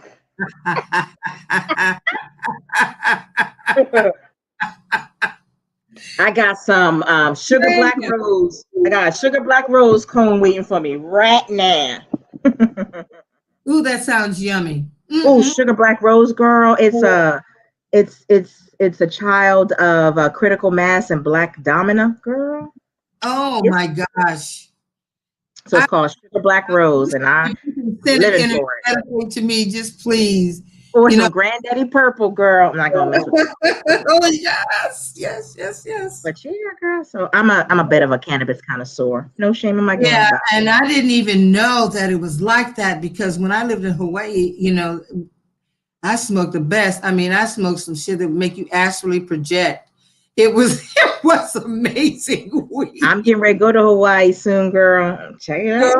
Girl, let's chat before you go over, baby. When they open up this border, how's that? Yeah, when you open up the border, let me know, but that'll give me time to connect you with some folks. Mm-hmm. My son is moving there, girl. Oh my God. My son is moving there, so I'm excited.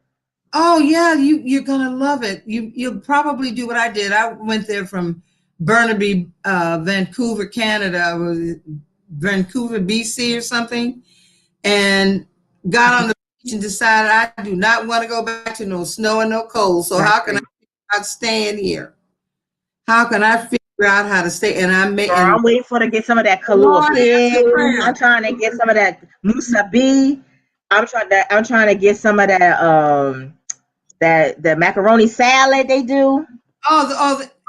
There's a taste of their macaroni salad and their teriyaki chicken and their the roasted pig and just some of the raw things you can get out the sea. I mean, they have a flavor in the food there, and I don't know what they do to get that flavor. It's above and beyond Hawaiian bread, okay? So they put a lot of sugar in and stuff. Everything I eat over there is sweet. Even in their pancake batter, like in their pancake batter, they put sugar and all the sweet spices and stuff in it, so that everything is sweet somehow. Yeah, so you get a sweet pancake. I'm not big. Just mess with that, a little bit. I'll taste and then after a while I'll get sick of sugar because I'm not like a big sugar freak. And then I'll be eating that fruit, girl. Can you imagine? I live in Canada. I'm going to Hawaii. I'm gonna have like a big in the morning. I'm gonna have like a fruit salad, a big old drink. Yes, pineapple is good. It has a bromine in it, which is good for your joints and stuff. So I need to be eating that. Yeah, pineapple is good for joints. So everybody, I hope you enjoy your Easter or your Passover holiday or just your Sunday. Thank you so much for coming on with us. I've had a ball. I don't know what's going to happen on the next one, but we will be back on, and let me pull up the calendar. I don't know about y'all, but I'm telling you, this spring thing got a girl going. Oh, so we're not gonna see you this summer? You gonna be in them streets? No, I ain't gonna be in the streets, girl. We'll be back on the 17th. But yeah, in between time, I got a whole 2 weeks to roam the streets, girl. See Mm-hmm. going. She gonna be in them streets. Trying to, what did you say? You was trying to, I don't know what you said. You was, I heard something, but I'm not gonna say. Yeah. Well, yeah, you probably heard exactly what I'm thinking.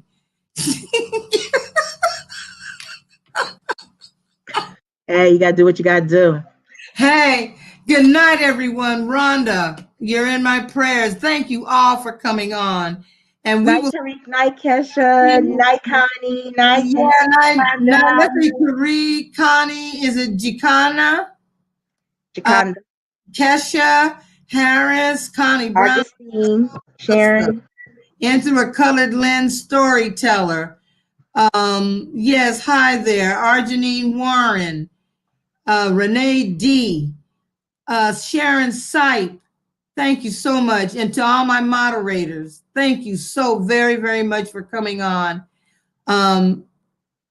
You can't know how much I look forward to these Saturdays with you. So until we meet again, know that I'm praying for you. I want everyone to be safe. Wear your mask, wear your gloves, take your clearance spray, take your hand sanitizer, put on a plastic bag, do whatever you have to do to protect yourself. Whatever. Yeah, whatever. Oh, by the way, one more thing.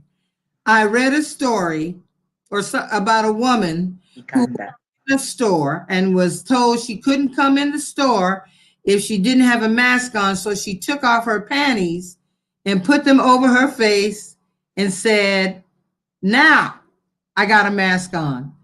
And all I could think of is that, girl, I hope you washed your ass that day. I can't imagine. But anyway, yeah. I just heard, I ain't no puta. I keeps my panty clean. Right. Whatever you do, don't use your panties as a mask. Okay. I would have pulled my bra off. All right. Good night, y'all. Good night, guys. See you on the 17th.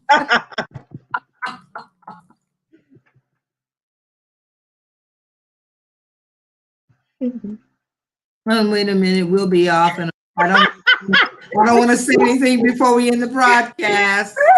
I told you it was about to happen. Freedom.